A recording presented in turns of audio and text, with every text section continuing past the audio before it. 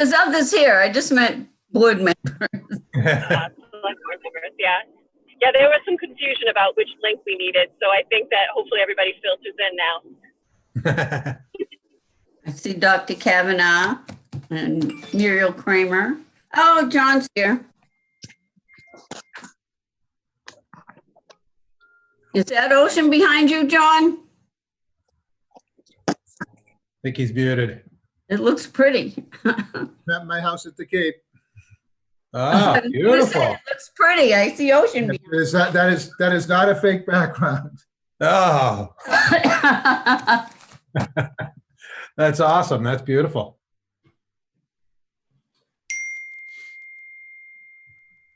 Is it Falmouth? Yeah, I'm in New Silver Beach. Yeah, I felt good. Okay. I wanted to get away today. Good evening. Nice. To the chair, you're live on HCAM. Thank you, Bob. Appreciate that. Mr. Falcione, I give you full permission to record. You're on mute, which is perfect.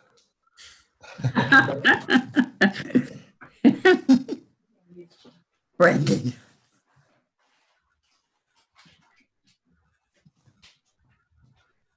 Thank you. You got it.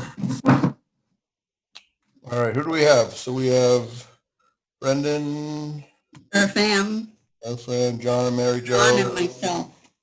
Okay. Norman's here. Okay. Few onlookers. Yeah, lots. Good. Let's see, script. So again, I did not print this out for at work, so I'm going to be reading it off my phone. So sorry about this. I will call the meeting to order. As a preliminary matter, this is Brendan Tedstone, Select Board Chair. Permit me to confirm that all members and persons anticipated on the agenda are present and can hear me. Members, when I call your name, please respond in the affirmative. John Catino. Here. Brian Herr. Here. Irfan Nasrullah. Here. Mary Jo Lafreniere. Here. Obviously, Tedstone is here. Staff, when I call your name, please respond in the affirmative. Mr. Kamalu. Mr. Kamalu is potentially on mute. Ms. Lazarus. Here. Okay. Anticipated speakers on the agenda, please respond in the affirmative. Some may be here now and others may join us later. Sean McAuliffe. Christopher Hammonds. Yes. Okay. Good evening. The open meeting of the Select Board, Hopkins Select Board, is being conducted remotely consistent with Governor Baker's executive order of March 12, 2020, through the current state of emergency in the Commonwealth due to the outbreak of the COVID-19 virus. In order to mitigate the transmission of the COVID-19 virus, we're complying with the executive order that suspends the requirement for the open meeting law to have all open meetings in a publicly accessible physical location. All members of public bodies are allowed and encouraged to participate remotely. The executive order, which you can find posted with the agenda materials for this meeting, allows public bodies to meet entirely remotely as long as the public body makes provisions through adequate alternative means to ensure interested members of the public are provided reasonable access to the deliberations of the meeting. Ensuring public access does not ensure public participation unless such participation is required by law. For this meeting, the Select Board is convening by video conference via Zoom app as posted on the town's web meeting calendar and the board's agenda identifying how the public may join. Additionally, the meeting may also be broadcast by HCAM through one of its channels or platforms. Please note that this meeting is being recorded and that some of the attendees are participating by video conference. Accordingly, please be aware that others may be able to see you and take care not to screen share your computer. Anything that you broadcast may be captured by the recording. All supporting materials that have been provided to the members of this body are available on the town's website via the web meeting calendar unless otherwise noted. The public is encouraged to follow along using the posted agenda unless I note otherwise. We're now turning to the first item on the agenda. Before we do so, permit me to cover some ground rules for effective and clear conduct of our business and to ensure accurate meeting minutes. I will introduce each speaker on the agenda. After they conclude their remarks, the chair will invite board members to provide any comment, questions, or motions. Please hold until your name is called. Further, please remember to mute your phone or microphone when you're not speaking. Please remember to speak clearly and in a way to help generate accurate minutes. For any response, please wait until the chair yields the floor to you and state your name before speaking. If members wish to engage in dialogue with other members, please do so through the chair, taking care to identify yourself. Not every agenda item will feature public comment. For items with public comment, after members have spoken, the chair will afford public comment as follows. The chair will first ask members of the public who wish to speak to identify themselves by names and address only. Once the chair has a list of all public commentators, I will call each by name and afford up to 3 minutes for any comments. Finally, each vote taken in this meeting will be conducted by roll call vote. Pledge of Allegiance. Before we begin, please let's stand and recite the Pledge of Allegiance.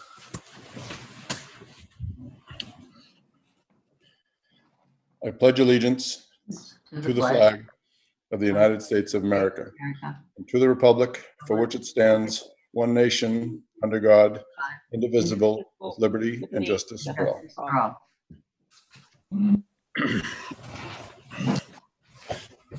Thank you.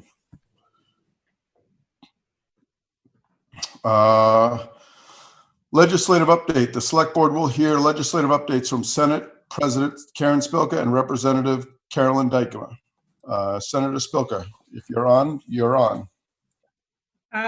Thank you, Brendan. Thank you so much for inviting us here tonight. It's always a pleasure to see all of you, even if it is at a distance and remotely. I want to thank you for having Carolyn and me, and I want to thank all of you for all that you're doing, especially under difficult circumstances with this pandemic and remotely. It's taking a little more effort, but Hopkinton is in good hands, and I thank all of you. I thank you and the select board. I thank the school committee, town administrator Norman Kamalo, superintendent Carol Kavanaugh.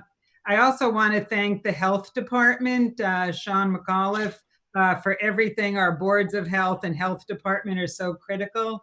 And our police officers and our chief, Bennett, and our firefighters and Chief Slayman as well. These are all critical positions that help all of our residents, so thank you.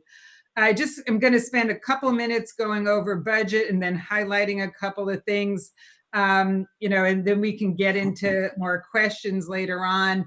But just the general fiscal picture, like at a local level, COVID-19 represents a twofold crisis financially for the state.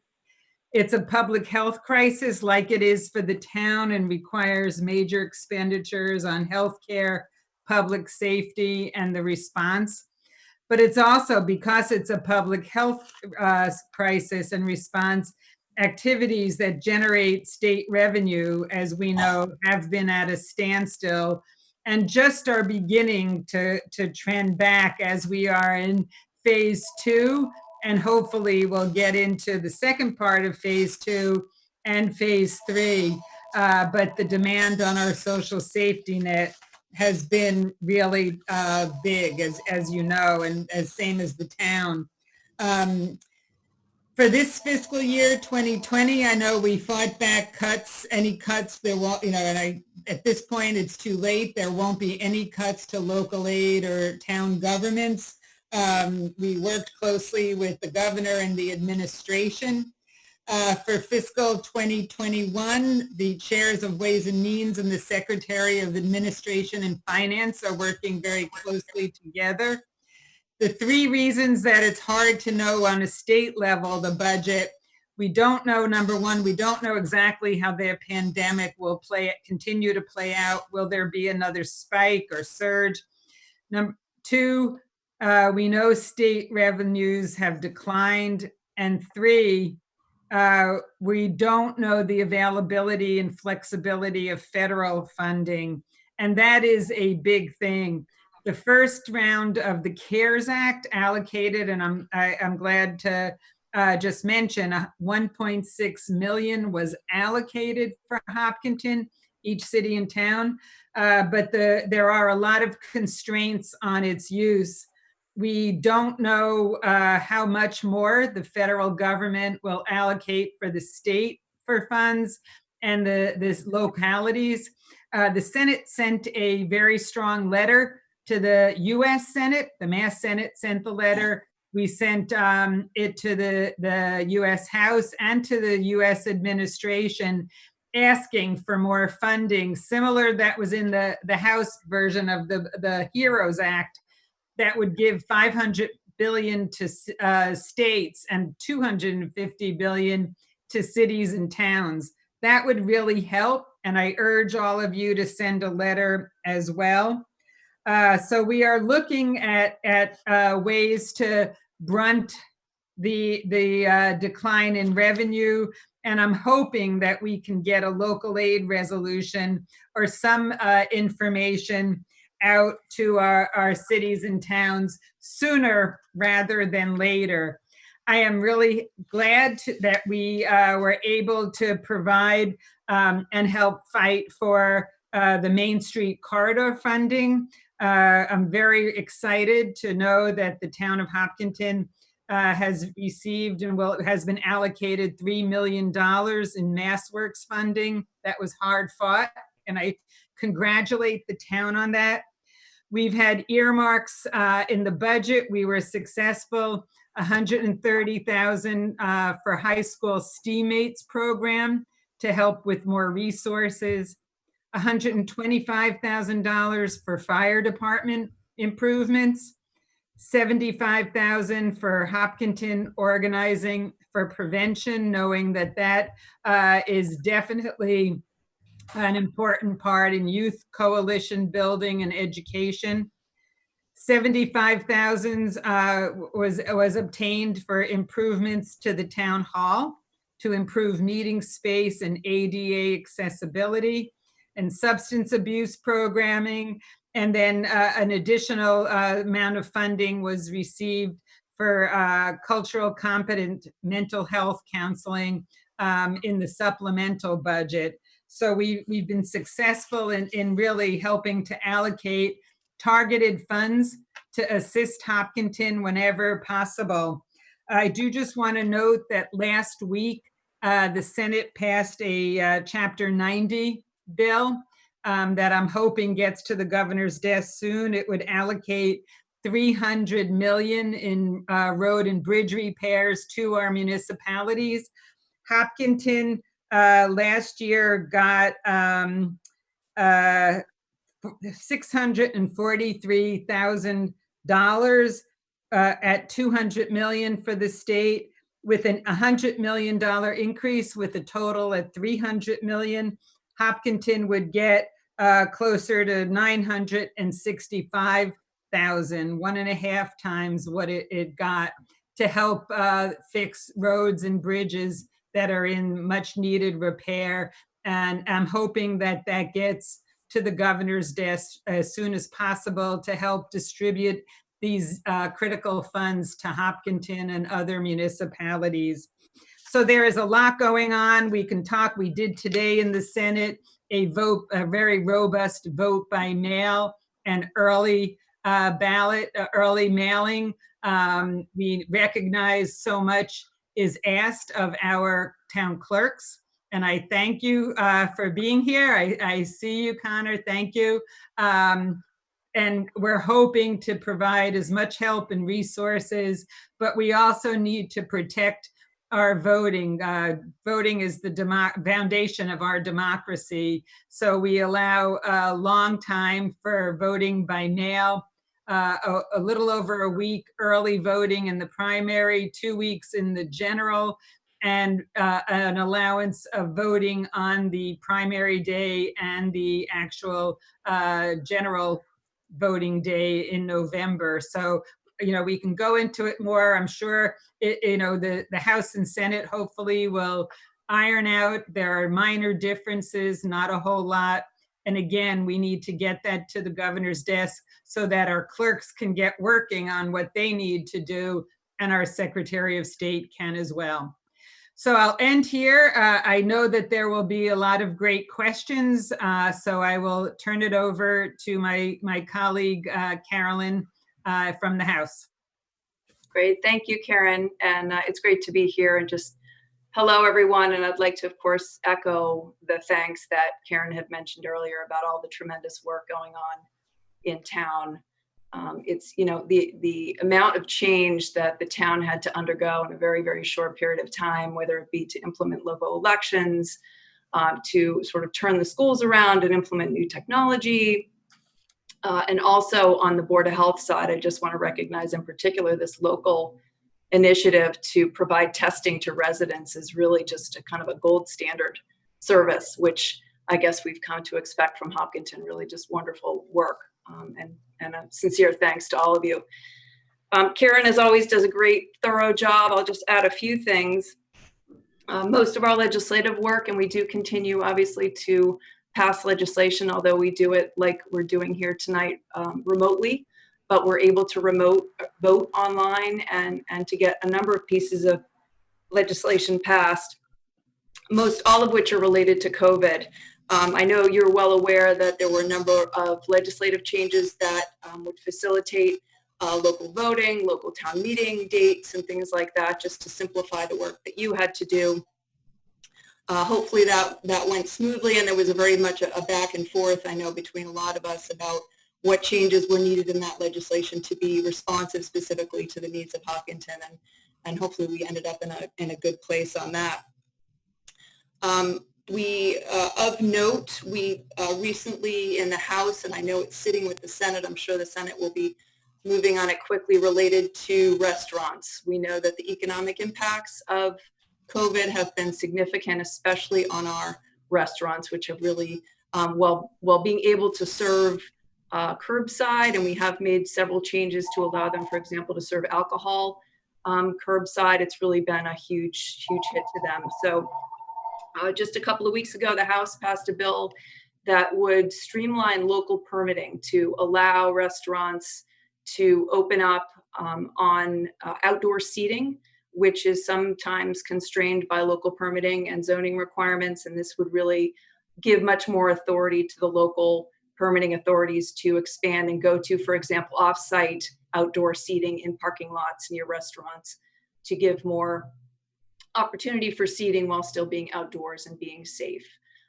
It puts caps on things like delivery services, and it also allows for more flexibility in outdoor alcoholic beverage service.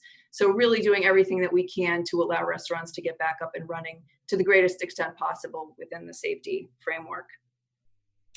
The mail-in voting that the senator mentioned, that's really kind of, really out in front on the voting, and so glad that we were able to get that done. I know we've got it's kind of bouncing back and forth between the House and the Senate, but we're very close, and we all know how important it is. And it's been great to get such a wonderful outpouring of feedback and support for the community for this piece of legislation. And it's important to note that the legislation allows for early voting and expands early voting, and we certainly encourage everyone to do that. But it also recognizes that some people are still going to need to access in-person voting, and gives the town the ability to make that available as well in a safe, convenient opportunity.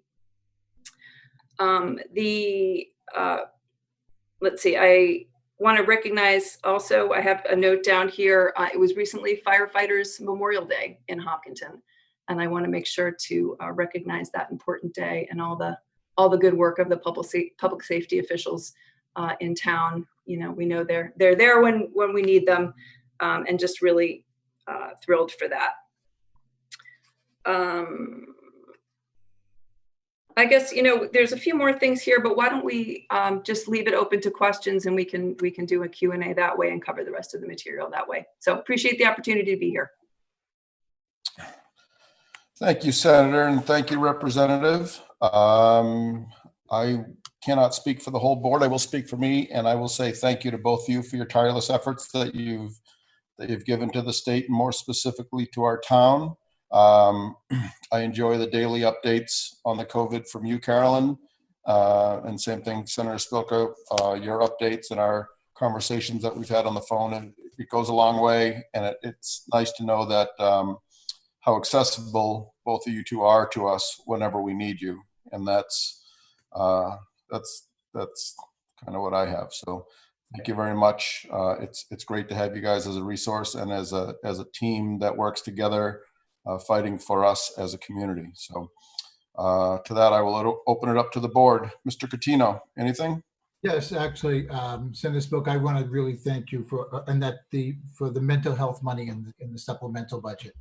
You know, one of the things that we keep looking at, the financial crisis caused by the COVID-19 shutdown and all that, and also the health crisis, but the direct care that's been missing for the last several months, and the strain that's been put on our youth and family services, that money is going to go a long way to for the underserved and the people that really need it. So really thank you because I know to get a supplemental budget through after all that goes through, it was even tougher. So really that was a big one out of all of them. Getting an extra $1 million for the roads and all that, that's great. But this is one that usually falls, that slips under the rug and gets lost. So thank you for following up on that one.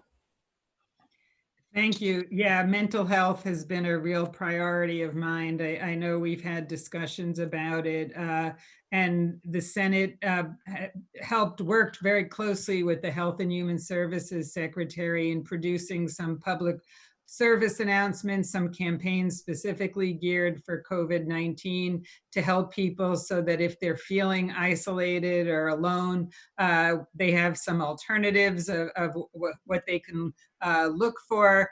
And we will be doing another more broader campaign, public service. And we did a major mental health reform bill in February that I'm hoping still gets through the legislature this year, that would propel Massachusetts forward to be #1 in mental health parity and the provision of services and getting rid of the stigma. So thank you for saying that.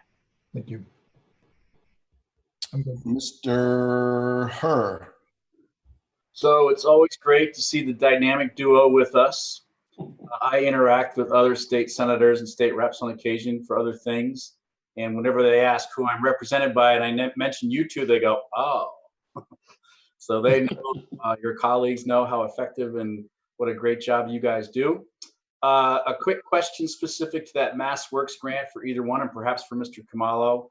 That $3 million, is that tied to a fiscal year like FY21 or 22, or is that tied to the project and that can be used through the build out, which is going to be that 2-year thing? Through the chair, expenditures begin in FY21 and it's for the duration of the project. Okay, great, thank you. Well, again, you guys do a great job. I have no other questions. We know we can always count on you. The residents of Hopkinton are served extremely well by both of you, and it's great to see you.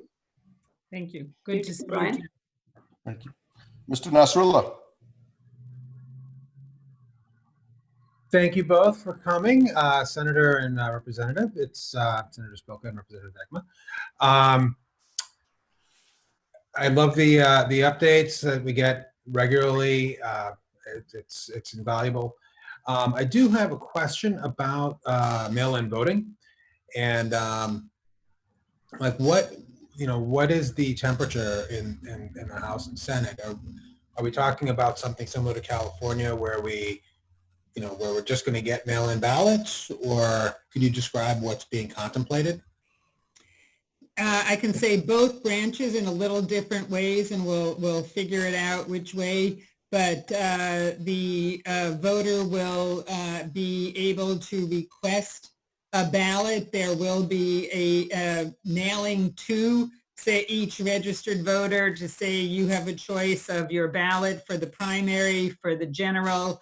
And so the Secretary of State will be sending out whether it be a postcard or in the booklet that we all get before the general. There can be another postcard or something in there to request a ballot for the general. But that's how it will happen, so that people will have something mailed to their house that they fill out. They state if it's a primary, that I want a Democrat, a Republican, a Libertarian. You tell the clerk which, and then you mail it back to the clerk's office, and then you'll get the ballot. And the same thing for the general. So we are contemplating having in-person voting.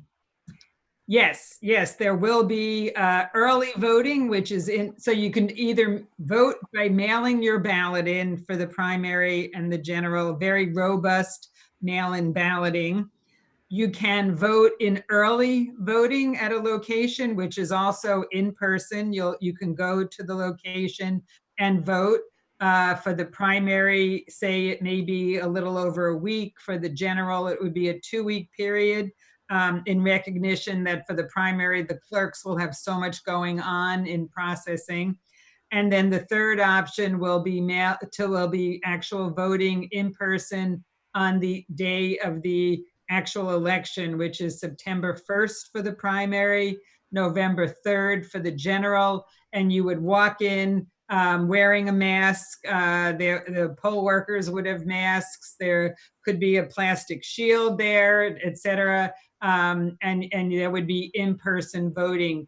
This happened in the special elections that happened recently, and I can tell you in the 2 that happened for the Senate, one down in the Plymouth Barnstable County and the other one in Hamden, Hampshire, it worked out very, very well with less time to let people know. But we in the Plymouth Barnstable County, there was over 45% of the votes were by mail-in ballots.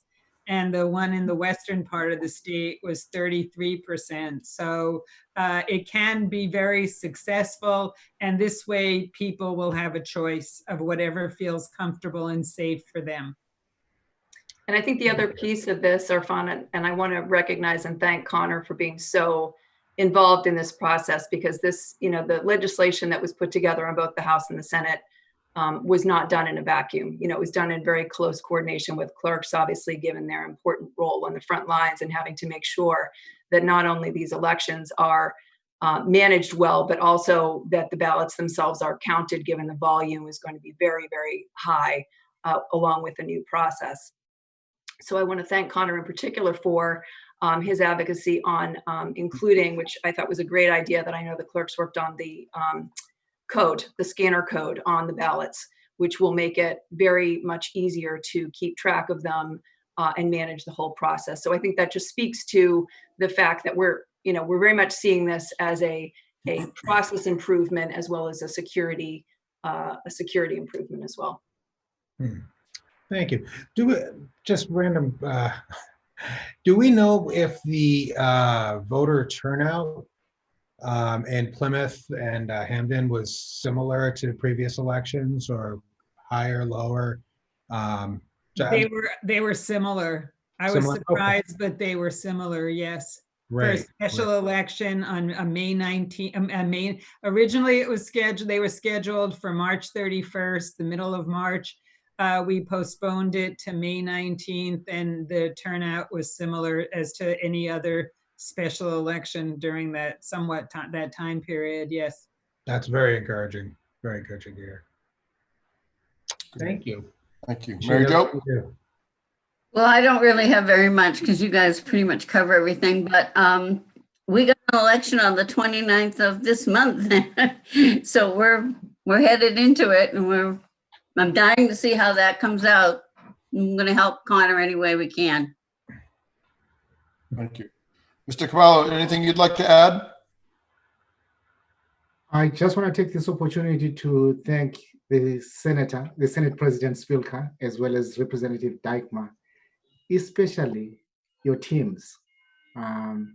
Whenever we have an issue, we call your teams. They are very responsive, they are very accessible, and usually they give us all the information that we need. Again, thank you for leading great teams and for representing Hopkinton effectively.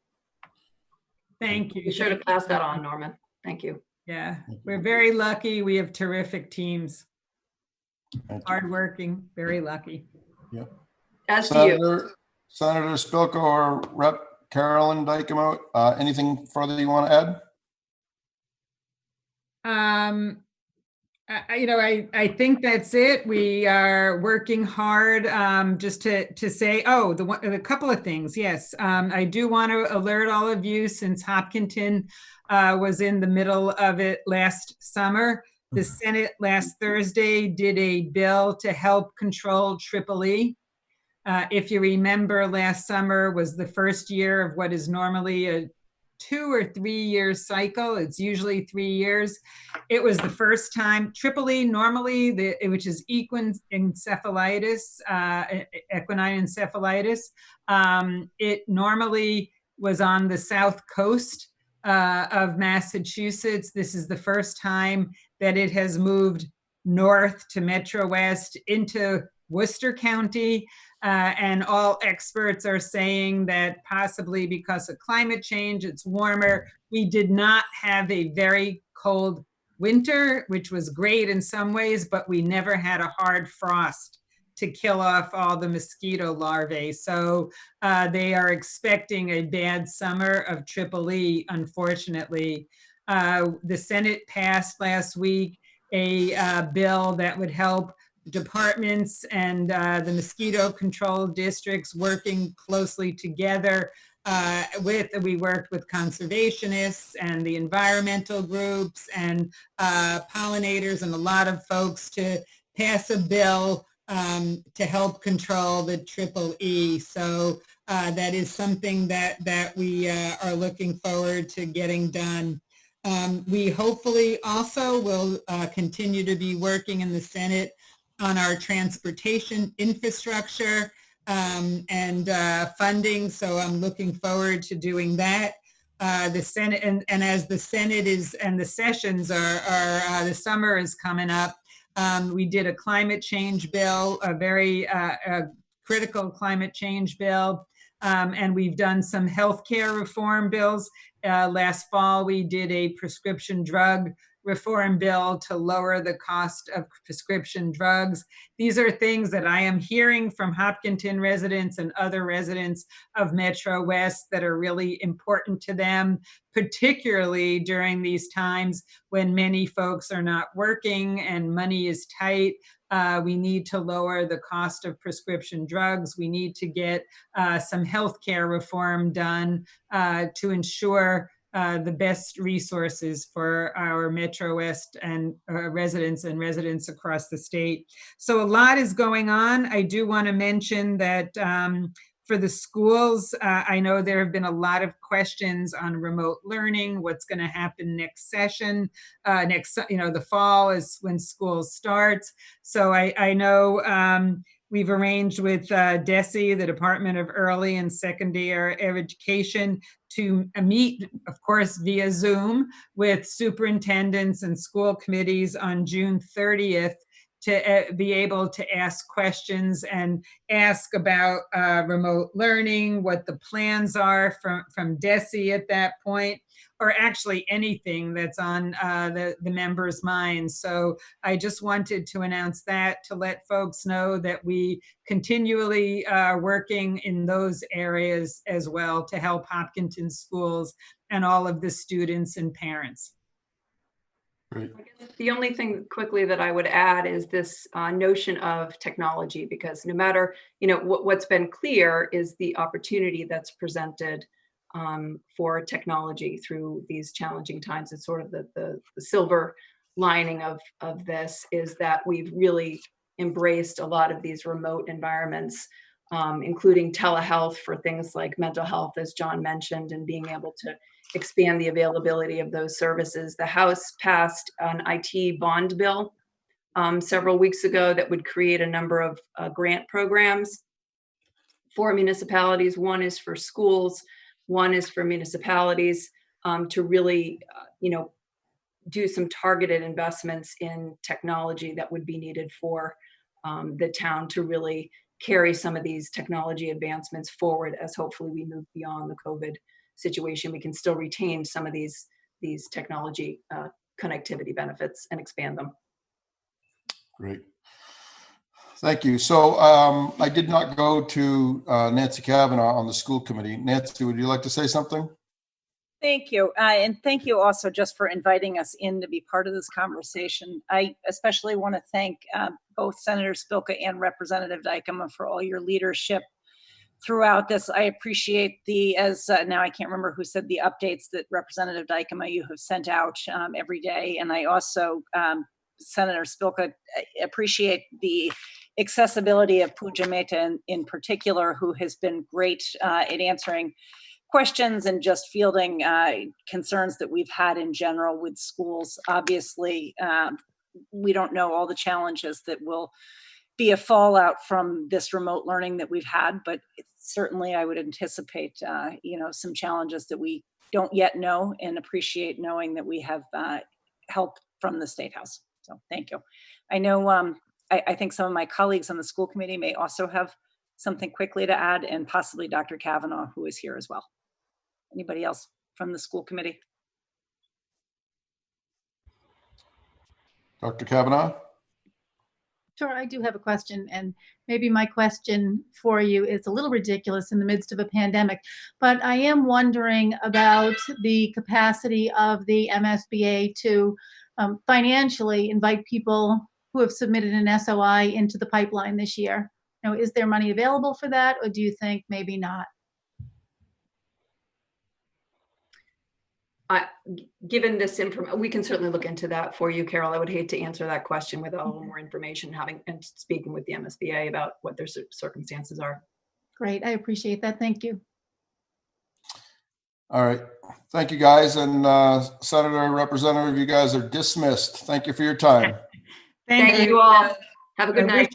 Wishing you all continued good health, and to your families as well. Be well. Thank you.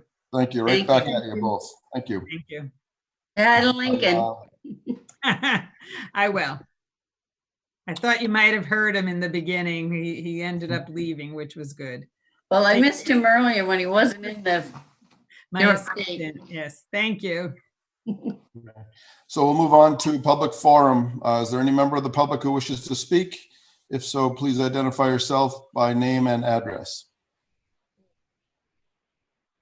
Hearing none. Moving on to the the COVID-19 update. Sean McAuliffe. It's been pretty quiet for a couple of weeks, so hopefully this is a quick, positive, upbeat update. I'll keep it quick and upbeat.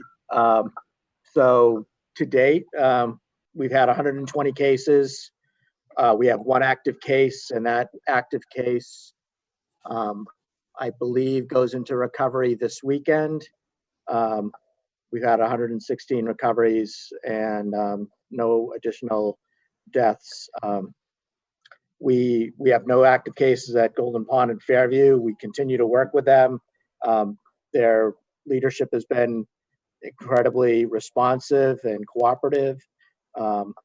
So, we've really worked to develop and foster that partnership. As the representative had referenced, we're hosting a mobile COVID testing event at the middle school on Thursday, June 18th. The event's by appointment only. At present, we have over 200 residents that have registered for either the PCR or antibody testing. We have a capacity of 300, so it's a pretty spectacular turnout for the fact that we've only had this up and running, in about a week. So we're looking forward to the event. Casey and the vendor walked the grounds today. We're finalizing preparations tomorrow. And, we have additional testing slots and encourage anyone that is interested to sign up. As a community, we've done an exceptional job at working together through this pandemic. And, we're just asking everybody to continue to focus on hand hygiene, face covering, use social distancing, and staying home if you're ill. As we move into this reopening, one of the things that we've been discussing is how what the governor's task force is recommending is simply for everyone to follow the protocols that we had put in place to protect the public safety officers and the DPW. We had them come in, complete a decision tree each morning, which is basically the attestation that the governor's task force is requiring. They confirm that they don't have a temperature, don't have any symptoms, haven't had any exposure. And through this, we implemented it about a week into, 2 weeks into the process, and we didn't have any cases that were work-related after this process was put into place.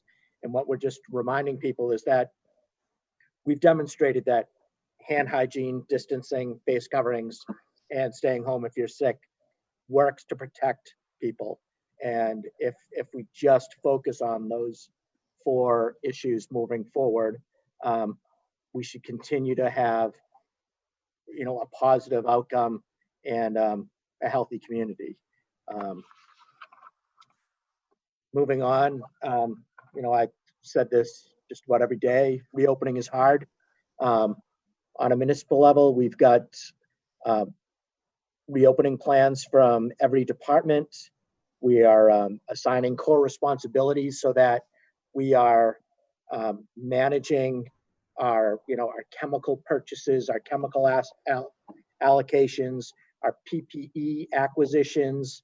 We're making sure that we are finding and sourcing PPE at the best price that we can find, so that we are we're providing the best return on investment or what have you to the community.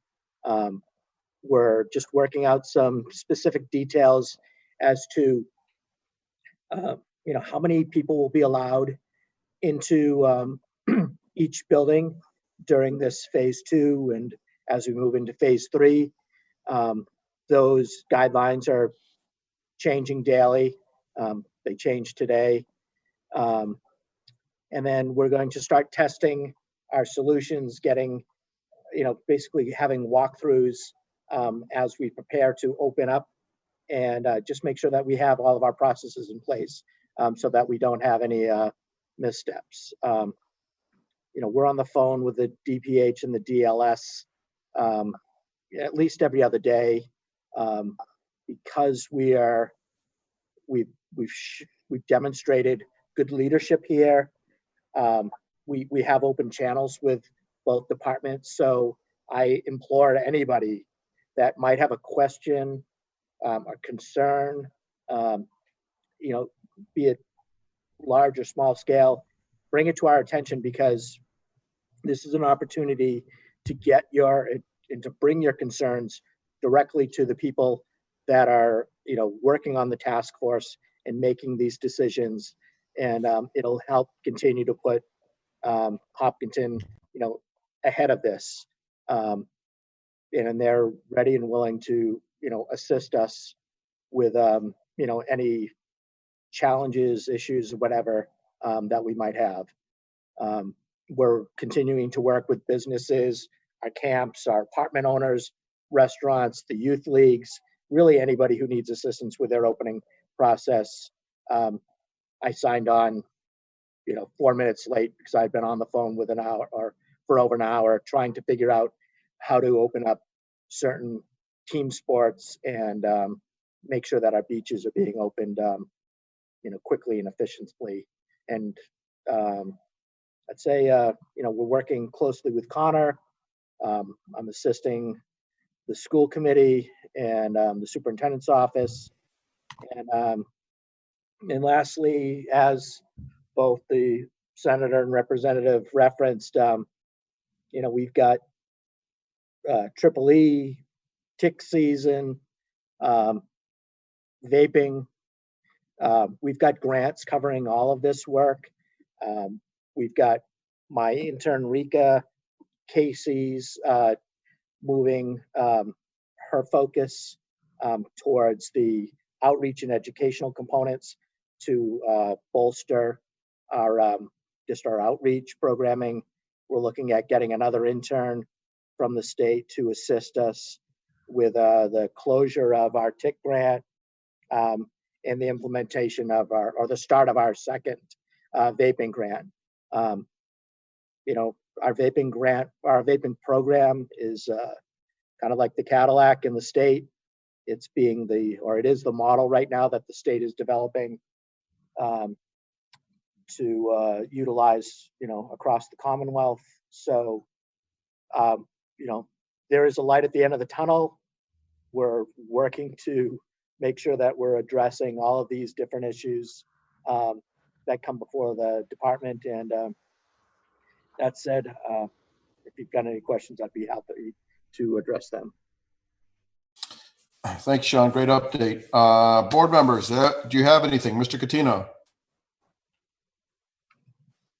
Go with his update. You good? Okay, Mr. Hur? Hearing none. Mr. Nasrullah? Yeah. Quick question on the drive-through testing at the middle school. Sean, is this available to anyone in town? Is there a fee? My in-laws are visiting. Can they get tested? I mean, how does this all work? I looked at the form, and it seems like you have to send in an insurance card too. So if you could expand that. This testing process, it is put through your insurance. There's no aside from the insurance cost, there's no out-of-pocket cost. It's open, so your in-laws could participate. As I've stated in many different venues, you know, I'm utilizing this opportunity to get tested, get confirmation, so I can visit my in-laws. There are people that have, you know, vacation homes or plans to vacation outside of the Commonwealth. This is an opportunity to get tested and have the paperwork in hand so that you can go on your vacation and not have to isolate for 14 days. It's an opportunity that I know several of the public safety officers are taking to visit, get tested so they can visit, you know, loved ones that they've been hesitant to visit because, you know, of their jobs and their concern with, you know, introducing COVID into another household. So the AFC and the health department are working to basically open up, open up testing. And then in opening up testing, it allows you to basically return to a little more normalcy, obtain a little more normalcy in your life. There are parents and social groups that are looking to, you know, like daycare groups that are looking to convene so that they can provide, you know, different, you know, parent groups an opportunity to go to work for a day while another parent watches their children. What this testing can do is it can provide those family circles and those larger kind of nuclear groups an opportunity to gather and work together with some confidence that no one is introducing you know, the virus or illness into that social circle. It's a simple process.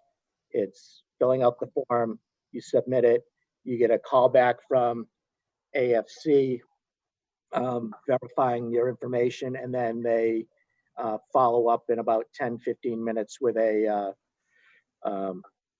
doctor's call. And it's really just going over, their main concern is that if you're sick, they need to know that you're sick or symptomatic before you show up.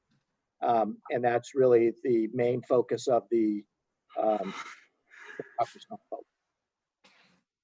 Thank you. So how soon are the test results? How soon do we get our results once we get through? So I went through the same process. I got tested Saturday at 11 and I had my results this morning. Okay, so it's a couple days. It's a couple days because we're not doing any of the rapid testing. What we've agreed is that, again, we're looking to serve the residents of Hopkinton and provide them the best data, the most reliable results that we can, so that you can make credible risk decisions based on that data. Okay. Thank you very much. I appreciate everything you're doing, Sean. Doing a bang up job. I'm glad that you're on our team. Yeah. Mary Jo? You guys are doing a great job with this and with the virus, and I really want to compliment you. But I have another question. The Senate President talked about EEE and getting funding for EEE and its eradication. And you mentioned ticks. And I just want to know, what is it that we are doing to help eradicate ticks? I don't think there's much that we can do to eradicate the ticks, but we can, just like with COVID, you can educate the public on how to avoid and how to protect themselves. So that is going to be our focus the rest of June and July, is educating people on how to protect themselves. It's using a repellent or permethrin to protect yourself from the ticks getting on you. It's making people aware of the resources that we brought to bear in town through either the mosquito control project or the testing that's available through the University of Massachusetts. Again, and it's making people aware of, we have an option to utilize the mosquito control project to do the work that other mosquito services that you might be paying for out of pocket. These guys will come in, they do their treatments at night when the pollinators are not flying about. It's being covered. So there's no out-of-pocket charges per se. Sean, can we, Thank you. let's just focus on the COVID stuff. Any EEE or tick stuff, they can contact your office on. We got That's fine with me. And we're pretty far behind already. So, Okay, sorry. Mary Jo, any COVID related questions? No, they've answered everything. All right. Thank you very much, Sean. Have a great night. You too. Take care. Good. Consent agenda items. The items are to, number 1, approve the minutes of the June 2 and June 16, 2020 select board meetings. Number 2, vote to sign a conservation restriction on 4.9 acres owned by Don and Meg Lucier to the Hopkinton Area Land Trust. Accept the $250 gift to the public library from the SCORE Worcester chapter to assist with the challenges created by the restrictions of the COVID-19 pandemic, in recognition of the support the library provides to SCORE by providing a place where volunteers and clients can meet. Board members, would you like to break any items out? No. So, Mr. Catino, I would entertain a motion. Motion to approve the consent agenda. Second. Okay, any further discussion? Hearing none. Mr. Catino, how do you vote? Yes. To her? Or yes. Nasrullah? Nasrullah, yes. Ms. Lafreniere? Lafreniere, yes. Headstone, yes. 26.2 Foundation, Hopkins Virtual Marathon. The board will receive an update on the 26.2 Foundation's plan for Hopkins participation in the BAA's 2020 Boston Virtual Experience on September 14, 2020. Mr. Kilduff, you have 5 minutes. Okay, I'll take them. Thanks for the opportunity. As you know, the Boston Marathon, after having been postponed to September 14th, has now been canceled. But let's bring the reality of all this right back down to Hopkinton. We have, as you know, the select board has taken part in the issuing of 50 invitational entries. There are other organizations in town like the Cultural Arts Center, List Now Center, the YMCA that supports activities in Hopkinton, and the 26.2 Foundation. Those numbers were on track to raise about $1.3 million, all of which gets put in the programs that come back to Hopkinton. One of the things that the BA is doing is to create this virtual, not a virtual run, because we're talking about creating a run in Hopkinton, which is not virtual. In order for a runner to take part in potentially receiving a finisher's medallion, for example, they have to run 26.2 miles in one run, not over 4 days, between September 7th and September 14th. Our proposal is to do everything we can to support the BAA in the creation of their 2020 Boston Marathon virtual experience, and to provide an opportunity for runners who were previously registered for this year's race and who were raising money for Hopkinton organizations, the ones I just referred to actually run that 26.2 miles within our borders. This is a significant amount of work. In order for it to be successful, we need the collaboration and cooperation of some very, very key people in town. Chief Slayman, for example, Chief Bennett, Sean McAuliffe will be critical, because anything we do in September will have to meet all the state guidelines. I would estimate that some of these runners that run for these organizations do not live in the region. So I'm guessing at this point that the total number would be about 100 to 125 runners. I will tell you very quickly, one of the challenges we're going to have is to communicate very, very clearly that this run is for the people I've talked about. Registered runners who were previously raising money for Hopkinton organizations that benefit our community. So really what I'm looking for is one, an acknowledgement of the idea, and two, the support of the select board, because we've got to we started looking at the course now. So for example, we don't plan on running from Hopkinton to Boston. That is absolutely going to be a no-no. It is not something that would be supportive of the BAA, but we have to create a loop course in Hopkinton. We're working on that now. I could imagine a 6-mile loop that people would have to run 4+ times, for example. That's the kind of thinking that goes into it. We also want to be prepared, and the 26.2 Foundation is to put up the initial funding, because there are going to be costs related to this.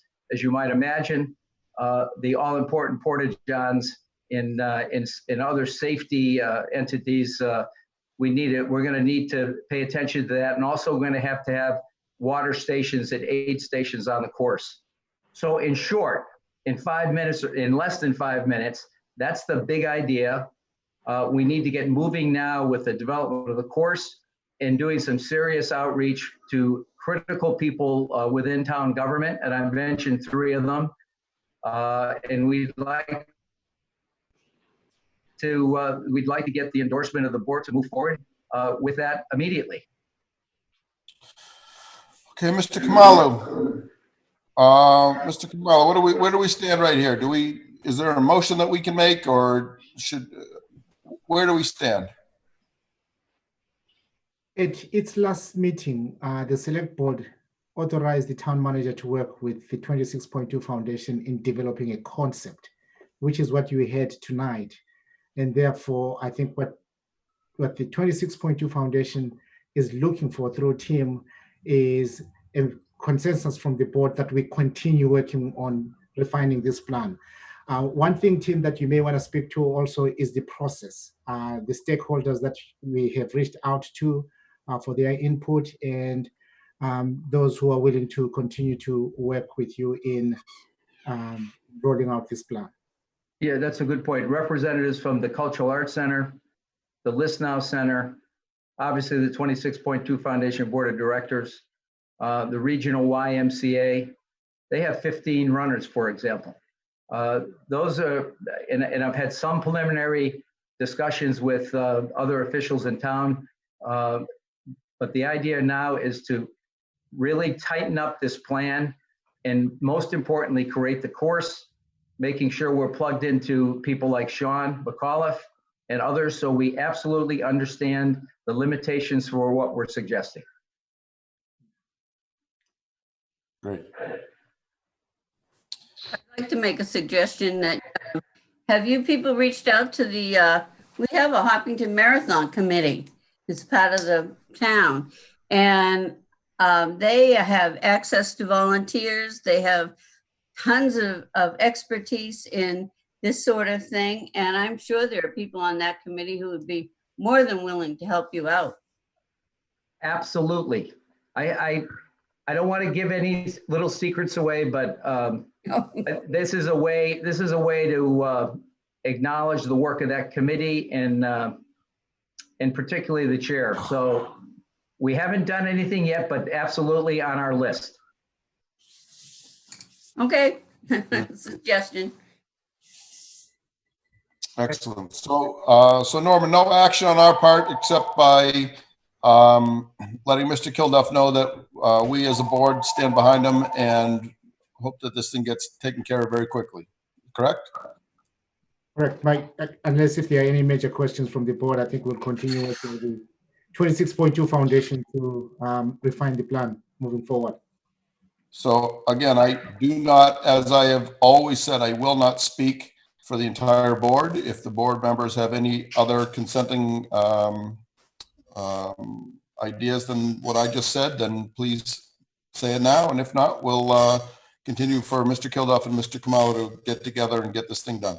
Mr. Chairman, if I may for a second, I'd be very interested in the opinions of the person on the screen who's probably run more marathons than all of us put together.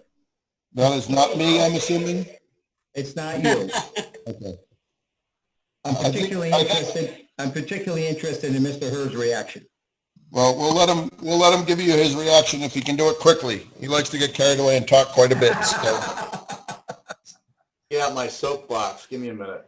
So I think it's a great idea. I'm a little concerned about the social distancing part of this process, really kind of at the start and the finish. So you got to work with Sean and others on that. But as long as Sean's in the loop and he's comfortable, and we can make sure that we don't have 1,000 people coming here to run, and it's just those 100, and we can legally do that because it's a public road and all those other kinds of things we've heard about in the past.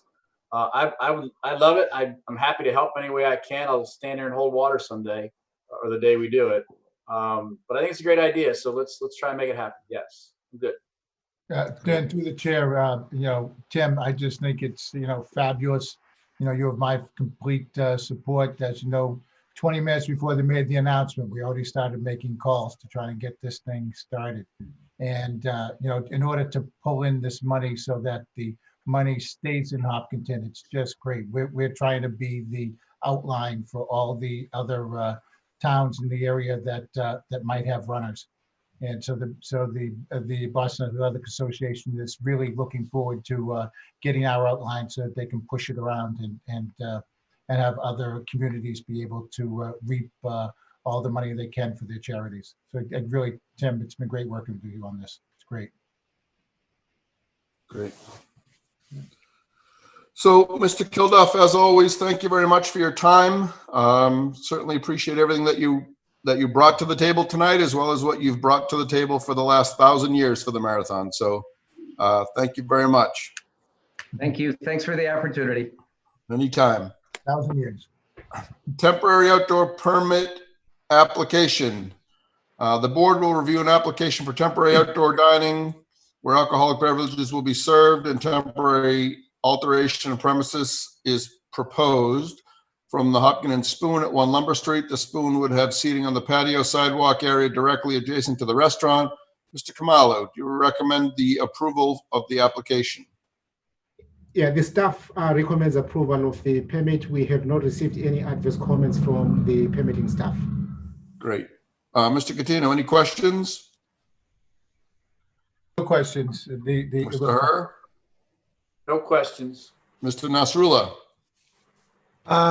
Quick question on Bittersweet. Where exactly would the seating be, out on the sidewalk? I don't see Bittersweet on here, Mr. Kamalo. I just see the spoon. Yeah, I'm sorry, Mr. Nasrullah. yeah, through the chair. The application from Bittersweet is on hold for now. Okay. It's on hold, okay. This is just the spoon, Irfan. Okay, no further questions then. Okay, Ms. Lafreniere. I've been looking at the pictures and I was looking at the design and it looks great. They've got plenty of room. I look forward to having my coffee there every Saturday morning, Sam. So let's open it up post haste. Mr. Catino, I would request a motion. I'd like to make a motion to approve the plans set forth by the entity known as the Spoon. How about this? I recommend a motion to approve the temporary outdoor dining application, approving a temporary alteration on premises for the Hopkins and Spoon as submitted. So moved. Okay. Second, Okay. Any further discussion? Hearing none. Roll call vote. Mr. Catino, how do you vote? Yes. Mr. Herr? Yes. Mr. Nasrullah? Nasrullah, yes. Ms. Lafreniere? Lafreniere, yes. And Mr. Tedstone says yes. So that carries. Sam, congratulations, and let's get working on that. Tired of homemade coffee. Legacy Farms Host Community Agreement, number 7.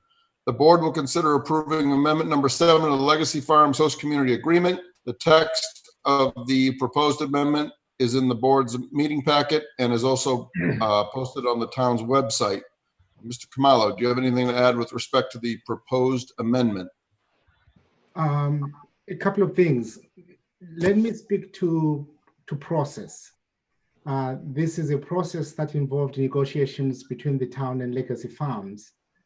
And at the point where we had a tentative agreement, the select board together with the school committee met with town council and the town manager and walked through the provisions of the proposed amendment. This brings me to my second point, namely, what are these changes? The changes include the following. The developer will make additional payments to the town in the amount of $4,031,300 to be held in the schools department stabilization fund. The payments will follow the following schedule.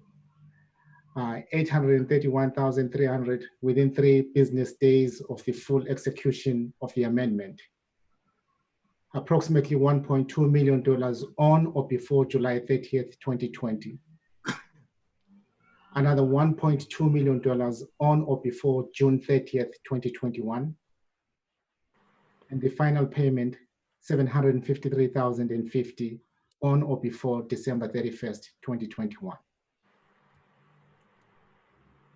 Developer will also pay the sum of $13,190 to the town for the use in the town's discretion as further mitigation for the project. The idea here is to provide funding that will allow the town to continue to document the impacts of legacy farms.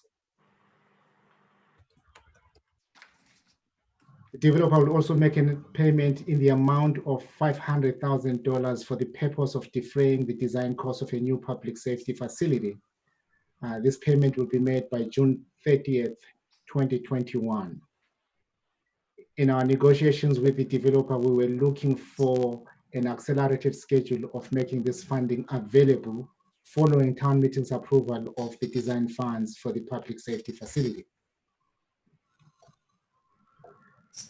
Developer also has committed to making the final payment of $120,000 as mitigation for the costs incurred by the town in dealing with increased demands on its public safety agencies and infrastructure. And this payment will be made on the date of issuance of a certificate of occupancy for the 90th dwelling unit located within a senior housing development. And finally, the amendments affirm the payments that have already been made by the developer towards the development of the Main Street Corridor project in the amount of $3 million. So in summary, those are the provisions that I believe are advantageous to the community. Great. So thank you, Mr. Kamalo, and thank you, Mr. McDowell, for getting this done. Are there any members of the select board that want to make any comments on this? Mr. Catino? Yeah, Mr. Norman, you did a great job working with Roy on this one. I mean, this is just when we need the money coming up into this new budget. I really appreciate working out the numbers so that we're going to have this extra money in the next 2 years, exactly when we need it. So thank you very much, Mr. McDowell and Mr. Kamalo. Great job. Great job. Yep. Yes, Nancy. So Mr. Herr, anything? Mr. Kamalo, just so I'm clear, what money is yet to come to us? There's $4 million on the student piece, if you will. There's $500,000 for the public safety building. There's $13,000 for the documentation of the impact. Did I miss a number there somewhere? $120,000 towards public safety. So for about roughly $4.7 million. Is that a fair number? Correct. Okay, so we have $4.7 million coming to us in payment schedules that have been mapped out. And I see Ginny McDowell is with us. I mean, Roy. Yeah, Ginny. And I just, one of the concerns, not for myself so much, but I think within the community, and we represent the community, has been the payment schedule.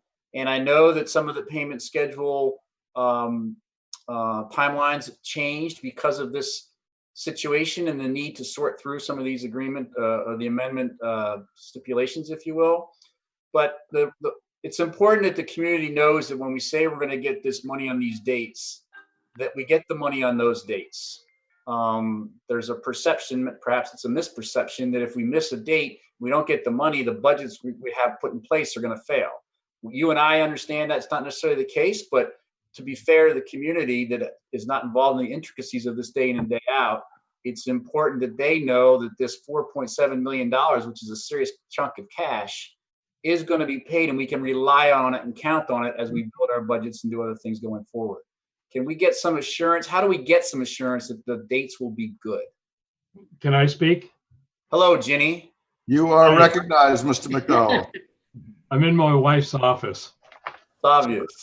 Let's be clear on a couple of things. We would not have made this agreement with you and Norman if we could not perform on it. We're going to actually be making the first payment within 3 days of you signing the agreement. We've already signed the agreement.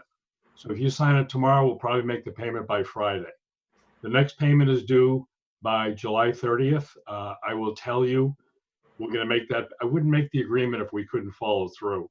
So to be clear, the $500,000 that Norman mentioned, we're probably paying that a few years in advance of when it possibly could have been due. So we've agreed to something. I think we've performed in most things, if not all things we've agreed to. As maybe many of you have noticed, we're completing the sidewalk in East Main Street. The footings are going in for the traffic lights as we speak on East Main Street. The North Road at Legacy has been paved. The lines have been put in. A few minor touch-ups to get that done. So we're completing all our obligations, and I can assure you that the payments will be made in a timely fashion. Thank you, Mr. McDowell. Great. My pleasure. Mr. Nasrullah. Yes, Mr. Kamalo, I think it's important for the public to know, if you could just kind of explain why we needed to get into a negotiation as opposed to just collecting. I support the agreement. I think that everything you've done it's been good for the town.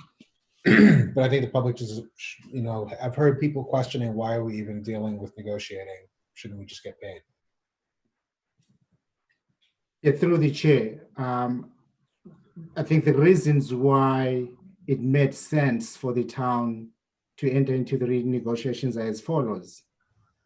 Number one, clearly the school enrollment impacts were upon us.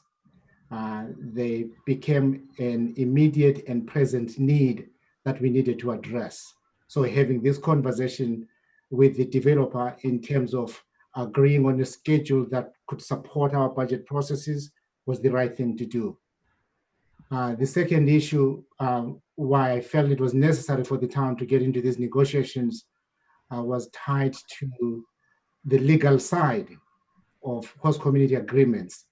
There were new developments legally in terms of case law, as well as in terms of the DOR requirements that we felt we needed to adjust to better protect community Hopkinton.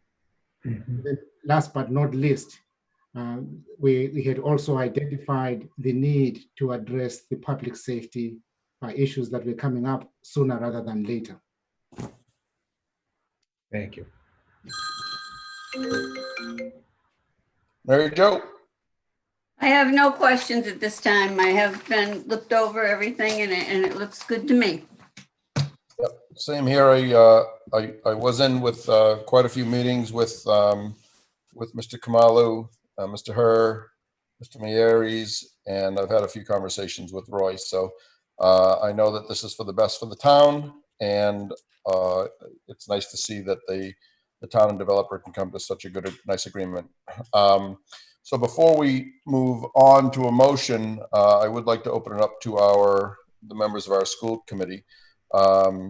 Nancy Kavanaugh. Thank you. So I just had a procedural question quickly, just because the language is a little bit different. And do also first want to say appreciate all the work that went into this behind the scenes. But I noticed the language is a little different. The phrase "for the purposes of use by the Hopkinton School Committee" is not in this amendment, and I'm wondering if the way that the money is accessed from a practical standpoint is going to be, if it goes into the stabilization fund, then is it still under the purview of the school committee to then bring forward to town meeting for approval for determinations that we've made that we need for growth related purposes? I don't know. Yeah, I can answer that question. Good question, Nancy. We felt that the language that town meeting adopted in creating the stabilization fund addresses that issue. Great, thank you. So it is the same procedure then as it was before. Correct. Great, thank you. Great, thank you. Doesn't it say that right here? The 4 million shall be held in the town school department stabilization funds. It does. It just, the phrase Okay. "for the purposes of the school committee" is just worded slightly different, but I understand what Mr. Kamal is saying. I do agree with that. So, thank you. Thank you. Amanda Fargiano, you've been sitting there patiently. You got anything for us? Nancy asked the question that I was going to ask, so I appreciate the clarification. The only other question I had was just to confirm that this wording does still need to be approved at town meeting in September? Or is this, as of today's vote, is it done? The vote required to approve the host community agreement is that of the select board. Perfect, thank you. Thank you. For the- Jen Devlin. For the amendment, Norman, right? Correct. So the original host committee Yeah, the host community agreement itself, yes, is signed by the select town board. meeting affair, that was completed years ago, but the amendment or amendments we've had have gone through this process where it comes to the board for final approval.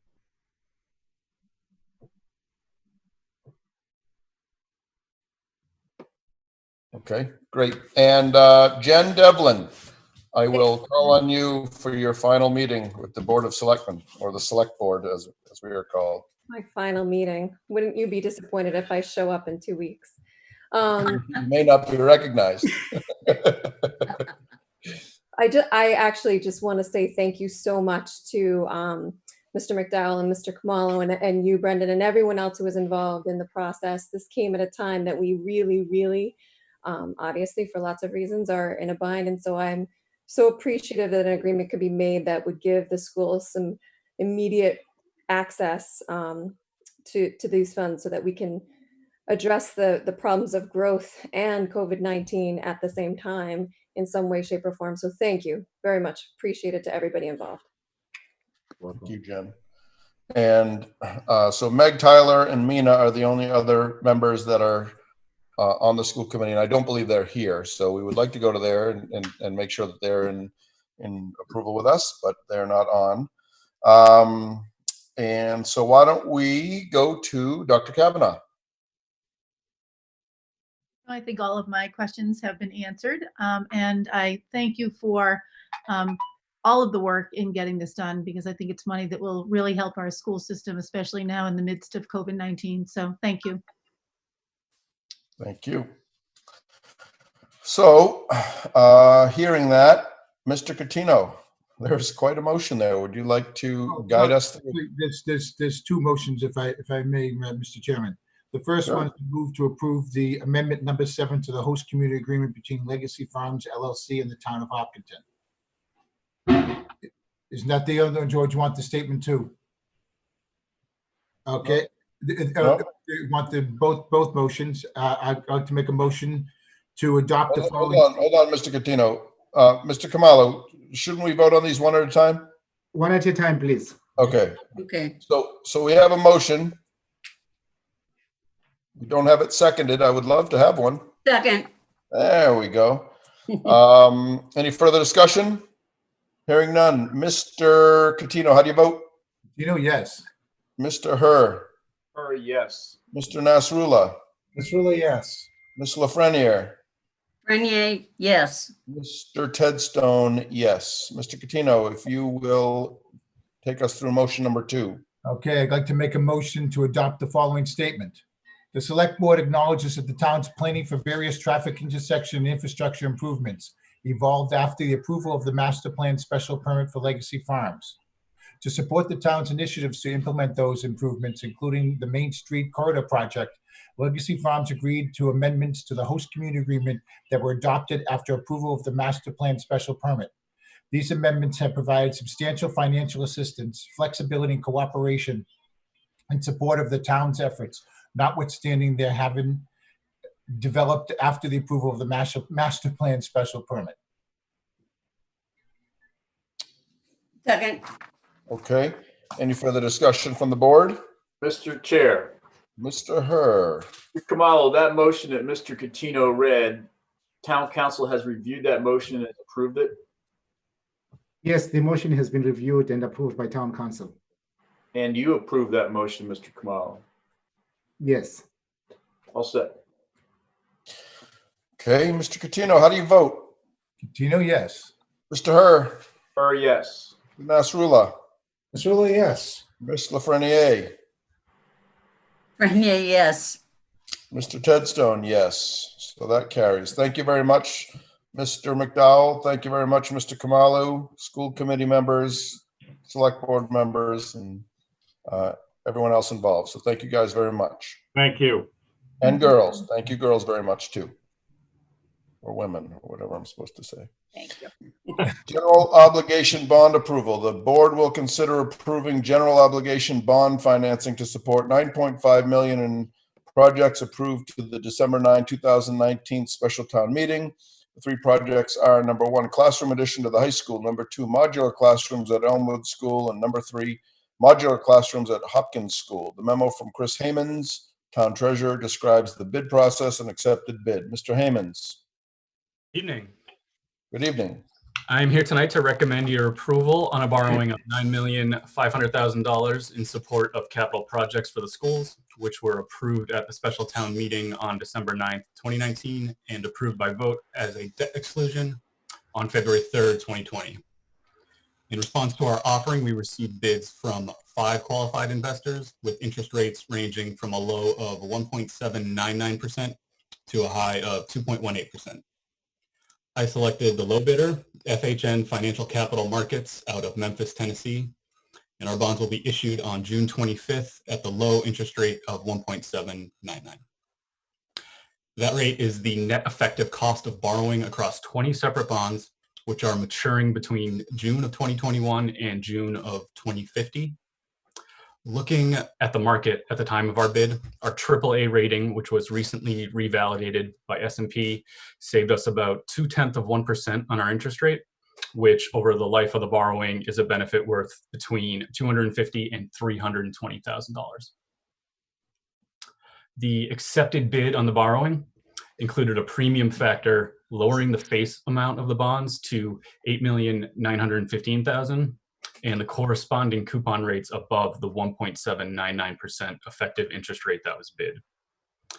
This happens because in the municipal bond market, bonds are issued with rounded interest rates to promote easy marketability, and face values are adjusted to align the stated interest rate with the effective interest rate that is bid. So while the face values and interest rates printed on the bonds have been adjusted to reflect this practice, the borrowing is still generating the $9.5 million in proceeds that we need at an overall interest cost of just under 1.8%. This borrowing will finance a 6 classroom addition to the high school, as well as 4 modular classrooms at Elmwood Elementary School and 6 modular classrooms at Hopkins Elementary School. Given our AAA rating, as well as the low rates available right now in the current bond markets, this is an excellent time to borrow these funds, which will assist the schools in keeping pace with the town's continued growth. The graph that you have been provided, which you should have, shows our annual principal and interest payments in the general fund, including this borrowing. The solid line on that shows what our debt burden looks like in terms of annual cost going out to 2050. And then the dashed line shows a little bit more burden, which is what our situation will look like after we complete about $4 million in additional approved projects that we anticipate borrowing over the next 2 fiscal years. The language of the motion to complete this borrowing is on page 71 of your meeting agenda packet. It's also labeled as enclosure 2 as part of the documents related to this agenda item. If approved, these documents will need the physical signature of at least 3 select board members, and a few of those will require the signature of Mr. Ted Stone as the clerk of the select board. And Mr. Chairman, those ones I will label specifically for you. Great. Thank you, Chris. The document will be left at the police station front window so board members can sign at your convenience. However, it is important, please, that we have the signatures by at least midday on Friday, June 19th. Chris, when will that document be available at the police station? Tomorrow morning, I'll have that there. Okay. Will you follow that up with an email letting me know when you get it there so I can get out there and sign it? Sure thing. Thank you. That's all that I had for the presentation. Happy to take any questions. Board members, do we have any questions for Mr. Haymans? Mr. I have Catino? one question. Did you say you accepted the bid from Memphis or Nashville? They are in Memphis, I believe. They're in Memphis. That interest rate is higher than the Nashville interest rate by quite a little bit. Which one are you looking at? The documents in the packet? Yeah.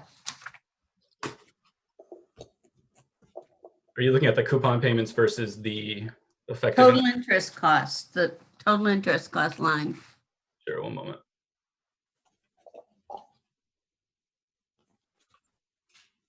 So it's, if you look at page 1 of 1 on enclosure 1, FHN Financial Capital Markets, under the column says TIC, total interest cost, 1.798746. Okay, all right. Good, very good. Mr. Catino, anything? Nothing for me. I have a motion for you when you're ready. Mr. Herr? It's a great example, and Chris mentioned it, but it's a great example of how the town with Mr. Kamalo and Tim and Chris's leadership and everyone else involved has driven our bond rating to AAA, which is the best you can get. And you can go out and borrow dirt cheap money and build schools and things like this. Really, probably the best numbers you can get in the marketplace. So kudos to the town hall staff and to the entire community to have that AAA rating. We've worked hard to get there and keep it there. And it's a great example of how we can save the taxpayers money by running it tight. Thank you, Mr. Herr. Mr. Nasrullah.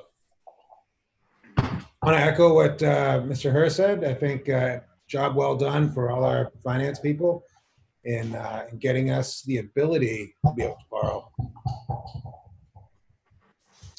Yeah, I don't like to echo what Mr. Herr says, so I'll echo what you said, Mr. Nasrullah. Mary Jo, you all set? I'm all set. Good, good. Mr. Catino, I will entertain a motion. Yeah, you better clear your throat. It's a long one. Is Mr. Catino on here with us? Oh, great. I'll read it.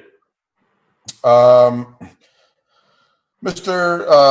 Kamalu, do I have to read all the numbers? Yes, please. Oh, okay. I request a motion. I move that the sale of the $8,915,000 general obligation municipal purpose loan of the 2020 bonds of the town dated June 25, 2020, the bonds to FHN Financial Capital Markets at the price of $9,581,671.59 and accrued interest, if any, is hereby approved and confirmed. The bonds shall be payable on June 15 of the years, and the principal amounts and bear interest at their respective rates as follows. 2021, $380,000 at 5%. 2022, so they're all $380,000 until 2030. And they're all 5% interest until 2029, which drops down to 2%. 2030 is 2%. 2031 is $375,000 at 2%. 32, 33, 34, and 35 are all the same. 33, 34. Yeah. And then for some reason it jumps to 37 at 1.115 million at 2%, 38, 370,000 at 2%, 2039, 365 at 2%, 2040, 365 at 2%, 2045, 700 at 2.2%, 2050, 700,000 at 2.35%. And further vote that the that the bonds maturing on June 15, 2037, June 15, 2045, and June 15, 2050, each a term bond shall be subject to mandatory redemption or mature as follows. Term bond due June 15, 2037, 2035, 375,000, 2036, 370,000, 2037, final maturity, 370,000. Term bond due June 15, 2045, 2041, 140, 2042, 43, 44, and 45, which is final maturity, all $140,000. Term bond due June 15, 2050, year 2046, 47, 48, 49, and 50, which is final maturity, is $140,000. And further vote that in connection with the marketing, hold on one second.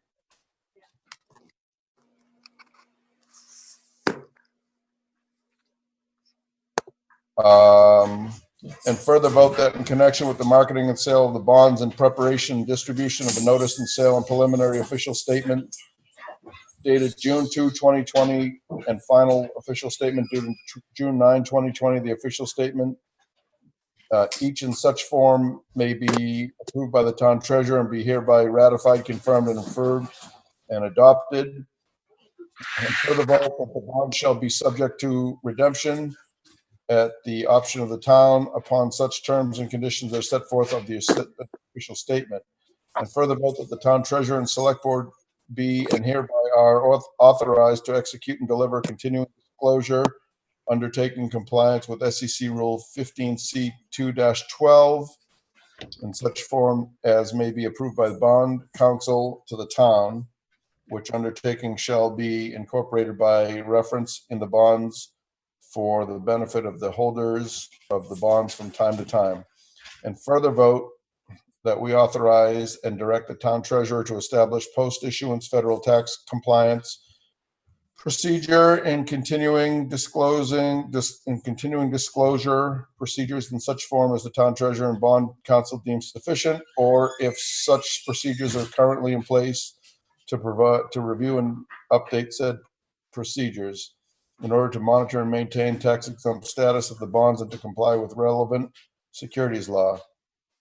And further vote that any certificates or documents relating to the bonds, collectively the documents, may be executed in several counterparts, each of which shall be regarded as an original and all of which shall constitute one and the same document. Delivery of an extended electronic transmission, by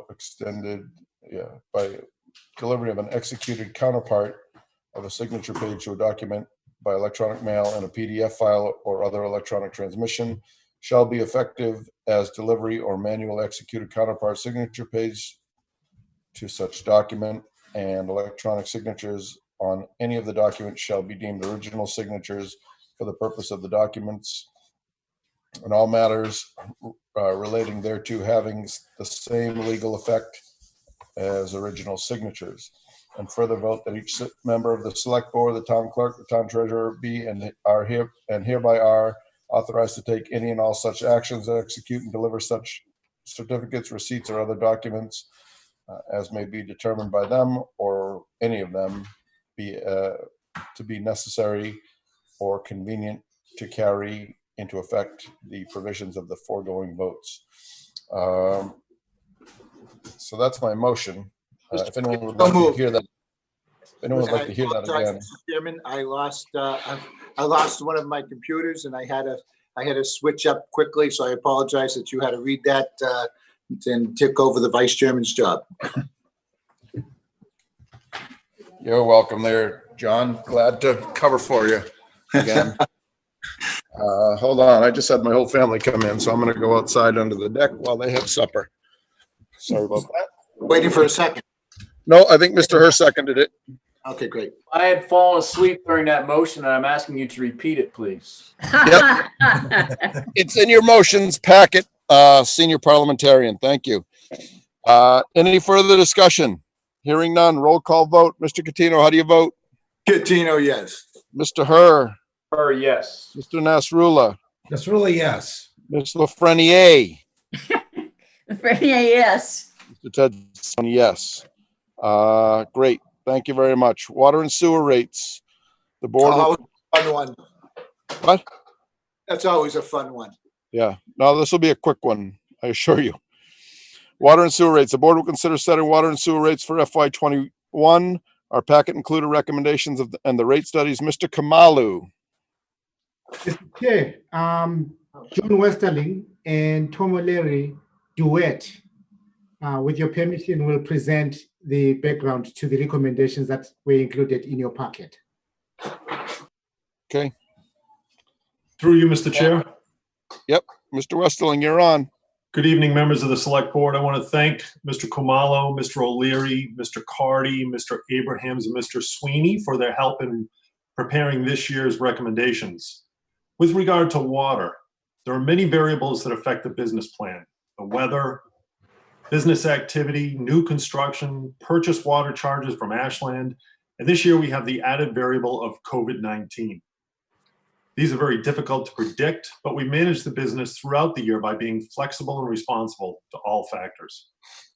Most of FY20 followed our assumptions that we made when the FY20 budget was developed, but everything changed when the effects of COVID-19 became apparent in March.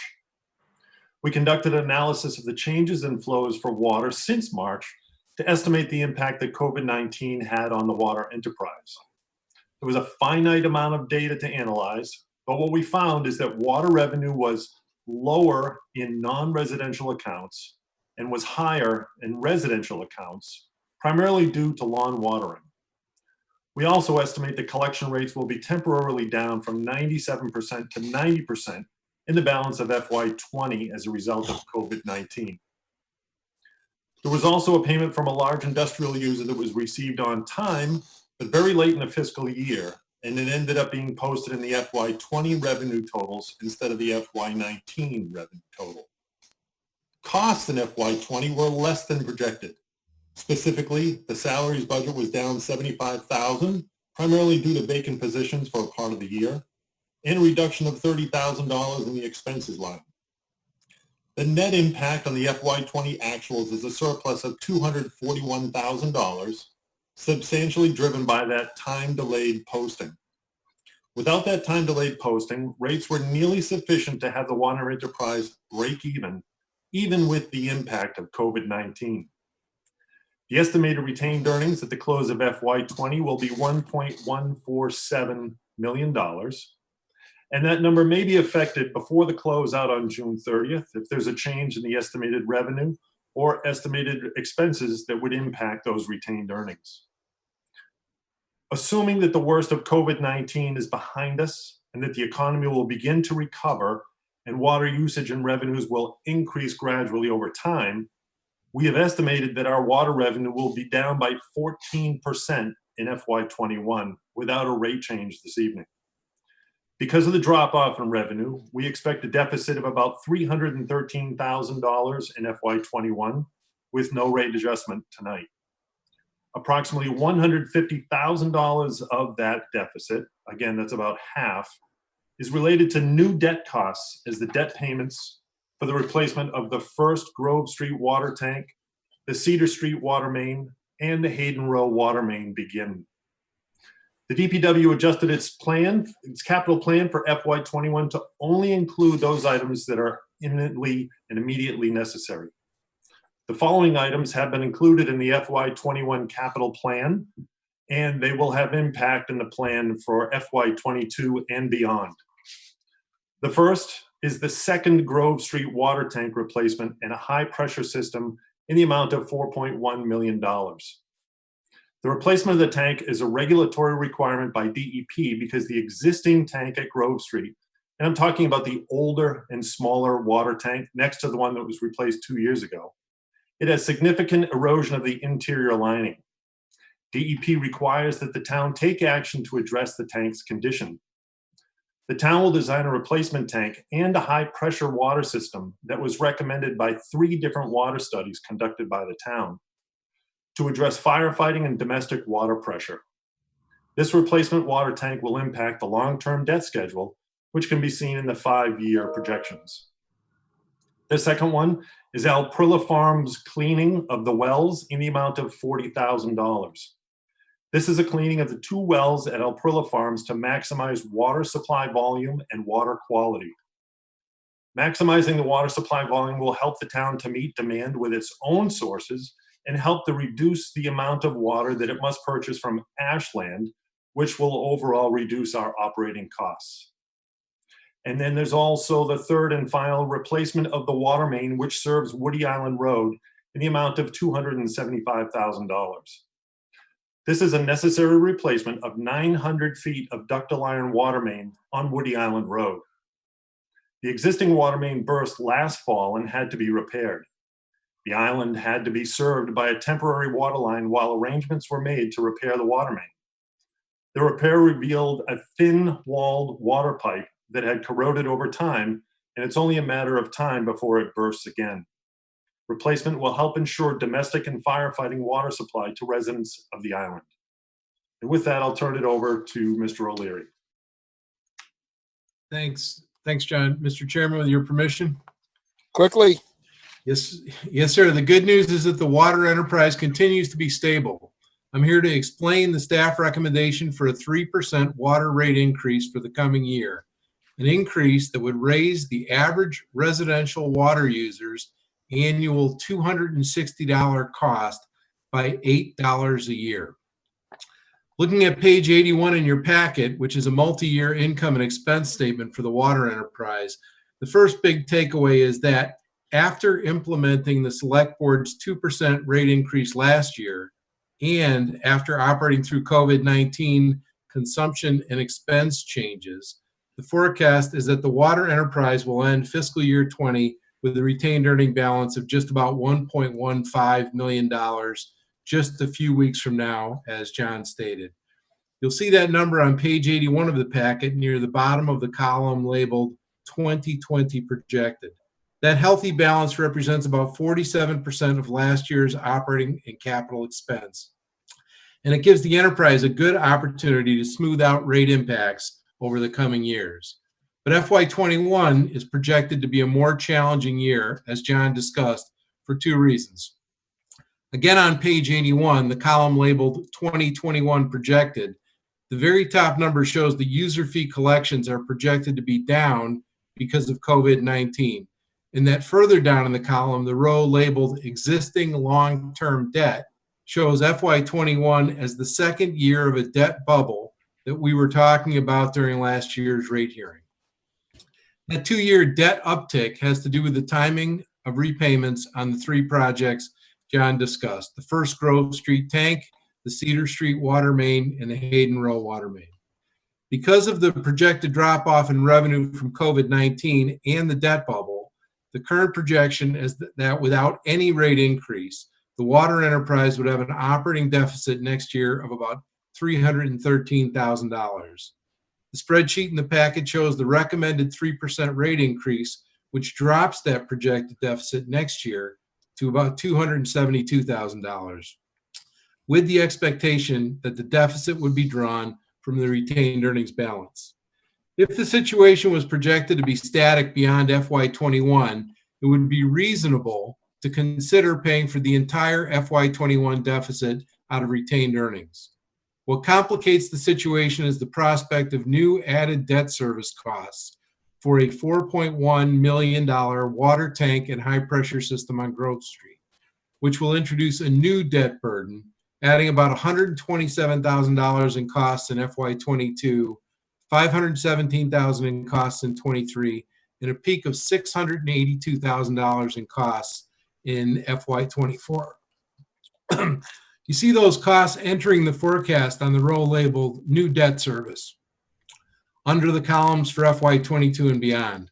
Costs in that range, peaking at $682,000 a year, are a major impact factor for an enterprise with just $1.5 million in user fee revenue.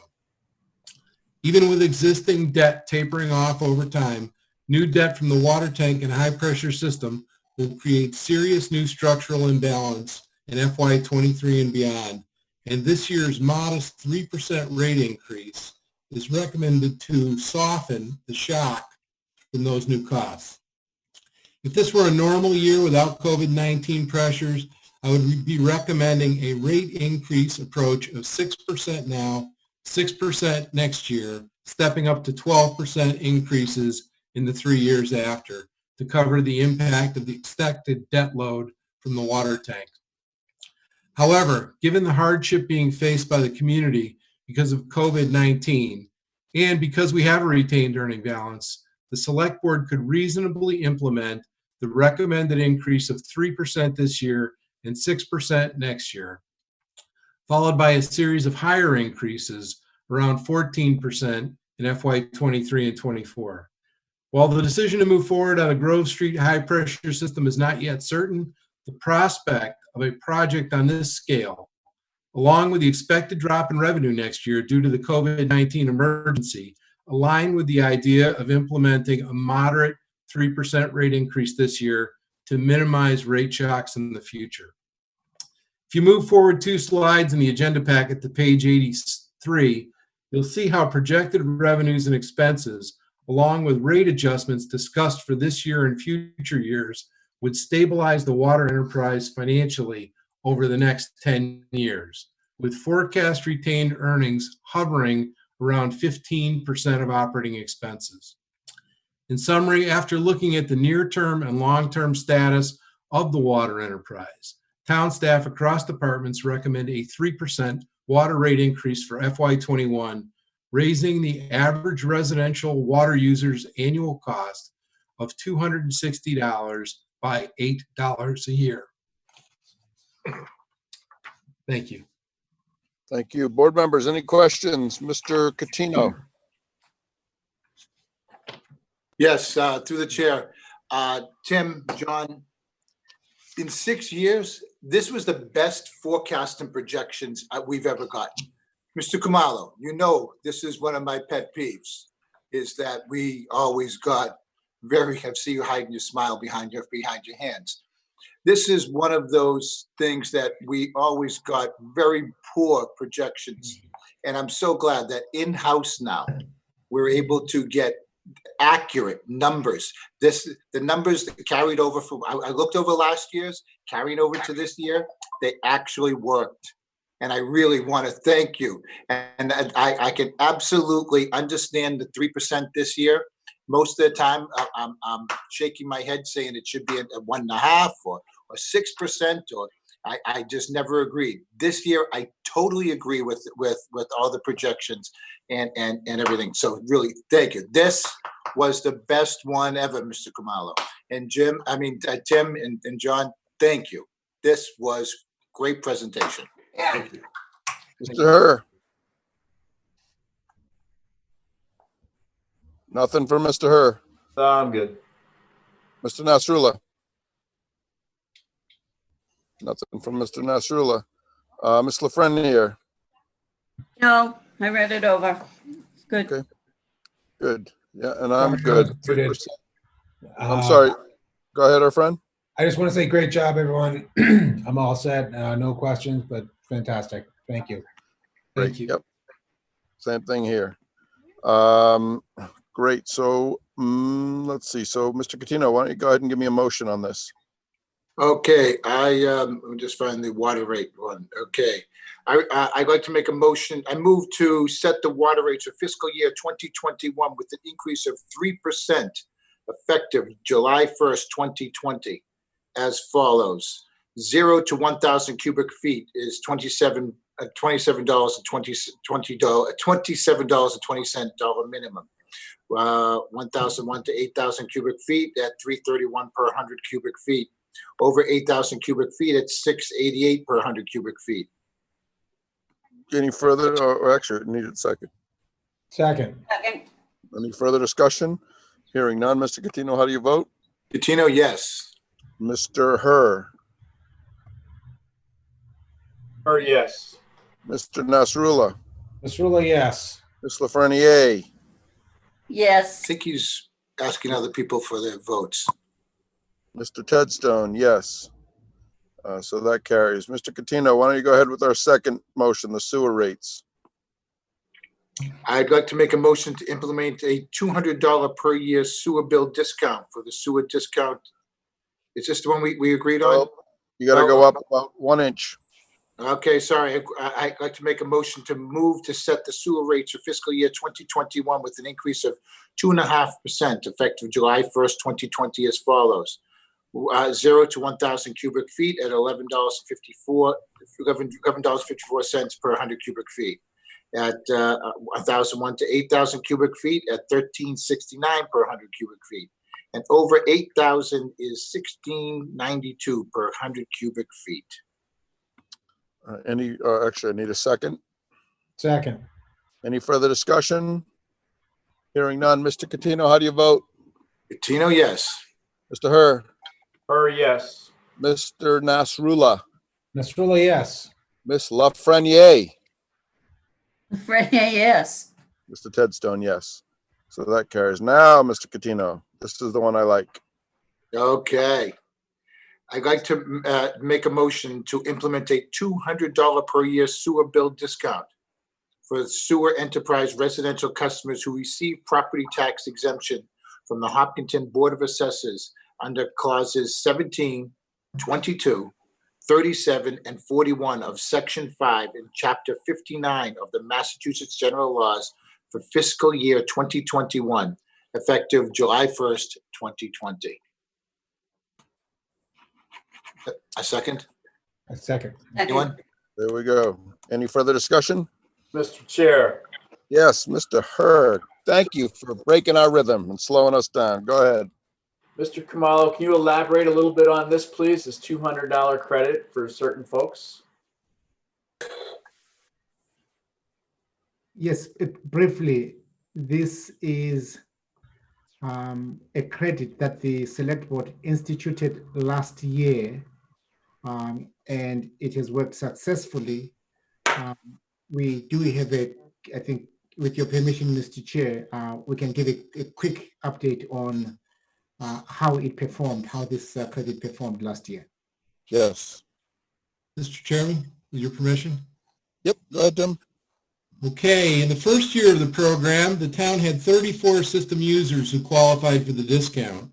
The 34 qualified users had annual average costs of $569, which is well below our typical user who has about a $900 bill. And the discount lowered the average cost for those people to $395, an average savings of 31% for those people who qualified. For 5 of the users, and this was a question last year, who had very low use levels, the discount dropped the annual bill to $0. The cost of this program last year was $6,509. Giving this discount to qualifying users meant that other users who did not qualify for the discount had to pick up a small share of that $6,500 in costs. For our average user who did not get the discount, it added about $3 to a $900 bill, or about 1/3 of 1%, to provide this break for the people who qualified. Great. Thank you very much. Mr. Nasrullah. Good. You good? Ms. Lafreniere. I think it's a great program. I have no objections to it at all. Good. Same here. I'm very much in favor. Since I've started on the select board, the veterans and the seniors are the ones close to my heart on this. So well done to everybody that has worked diligently on this. So we will now have a roll call vote. Mr. Catino, how do you vote? Tino, absolutely yes. Mr. Herr? Herr, yes. Nasrullah? Nasrullah, yes. Ms. Lafreniere? Yes. Ted Stone, yes. So that is that. So now we will go, Mr. Kamala, we will jump into budget updates if I'm not mistaken. Correct, Mr. Chair. Over the past several months, the board and staff have talked about the need to revise the budget the select board voted on and sent to the Appropriations Committee on March 10th. We've also talked about developing monthly budgets for July, August, and September in connection with the delay in our ability to hold an annual town meeting in June as originally scheduled due to the COVID-19 public health emergency. Tonight, I'm asking you to consider and approve 3 separate motions, setting budgets for July, August, and September under the temporary authority delegated to select boards by Massachusetts general laws. The Department of Revenue requires 3 numbers for each monthly budget: a number for general government, excluding schools, a number for school funding, and a consolidated number authorizing spending in the town's 3 enterprise funds: water, sewer, and parks and rec. The detailed breakdown in your package tonight provides complete transparency on the line-by-line allocations being proposed for the 3 monthly period. On the last page, it shows the totals and proposed motion language that will allow the town to make the appropriate filing with our state regulator, the Department of Revenue. The amounts in the proposal comport with our March 10th budget, adjusted downward in specific town and school areas as developed with town department heads, the school committee, and other town boards and committees. In considering this proposal, you should know that our cash position remains excellent, with 59.5 million in deposits and investments as of today.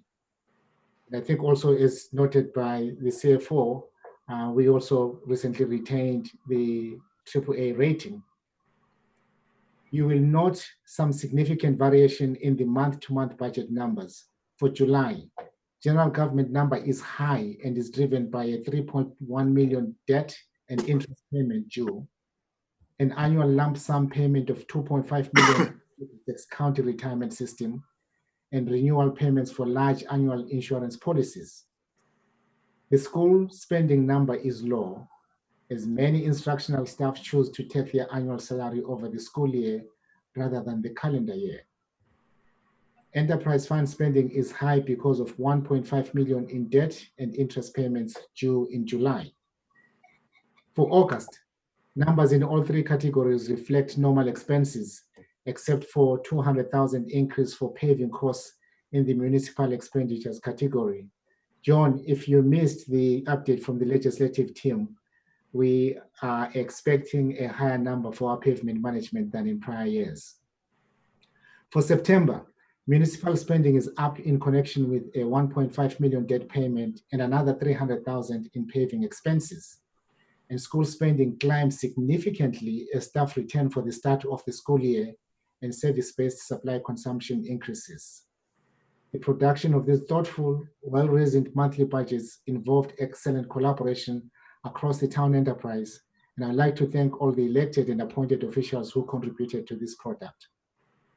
As we have previously discussed, these monthly budgets provide us with a sound, compliant financial path through the summer, and the time we gain operating under these budgets will provide us with an advantage as we prepare for town meeting consideration of a full fiscal year 2021 budget in September.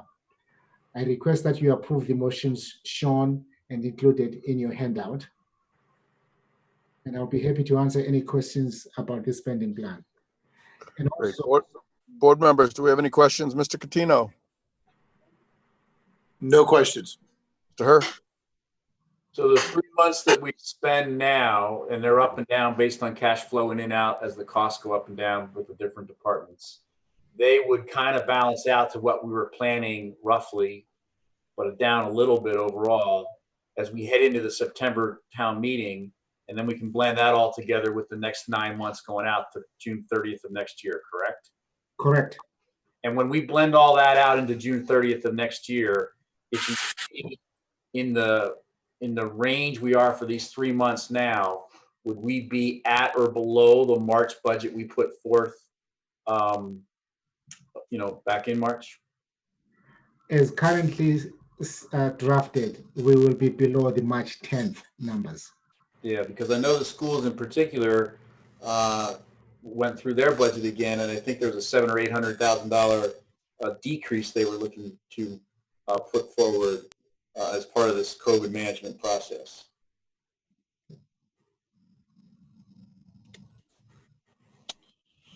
Okay, good. Good. Mr. Nasrullah?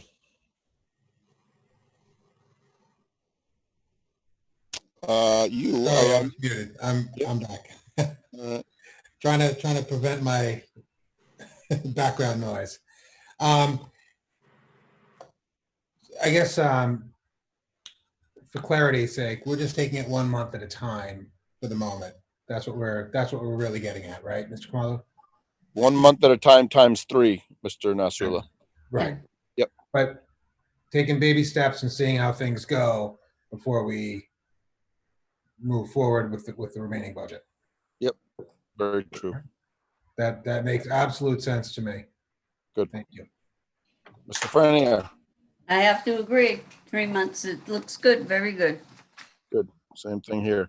Mr. Catino, if you would like to make us So, first of would three you be through the chair, Mr. Chairman, would you like the annual town meeting motion first or the budget meeting, budget ones first, budget ones first?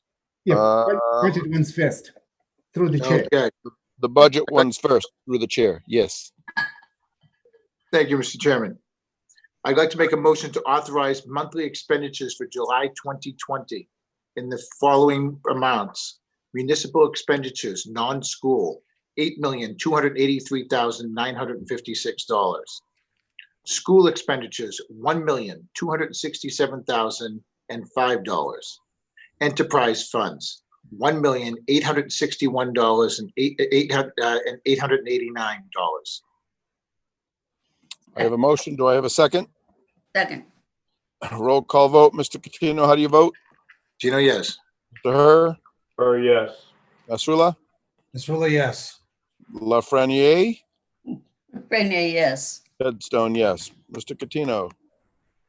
I'd like to make a motion to authorize monthly expenditures for August 2020 and the following amounts.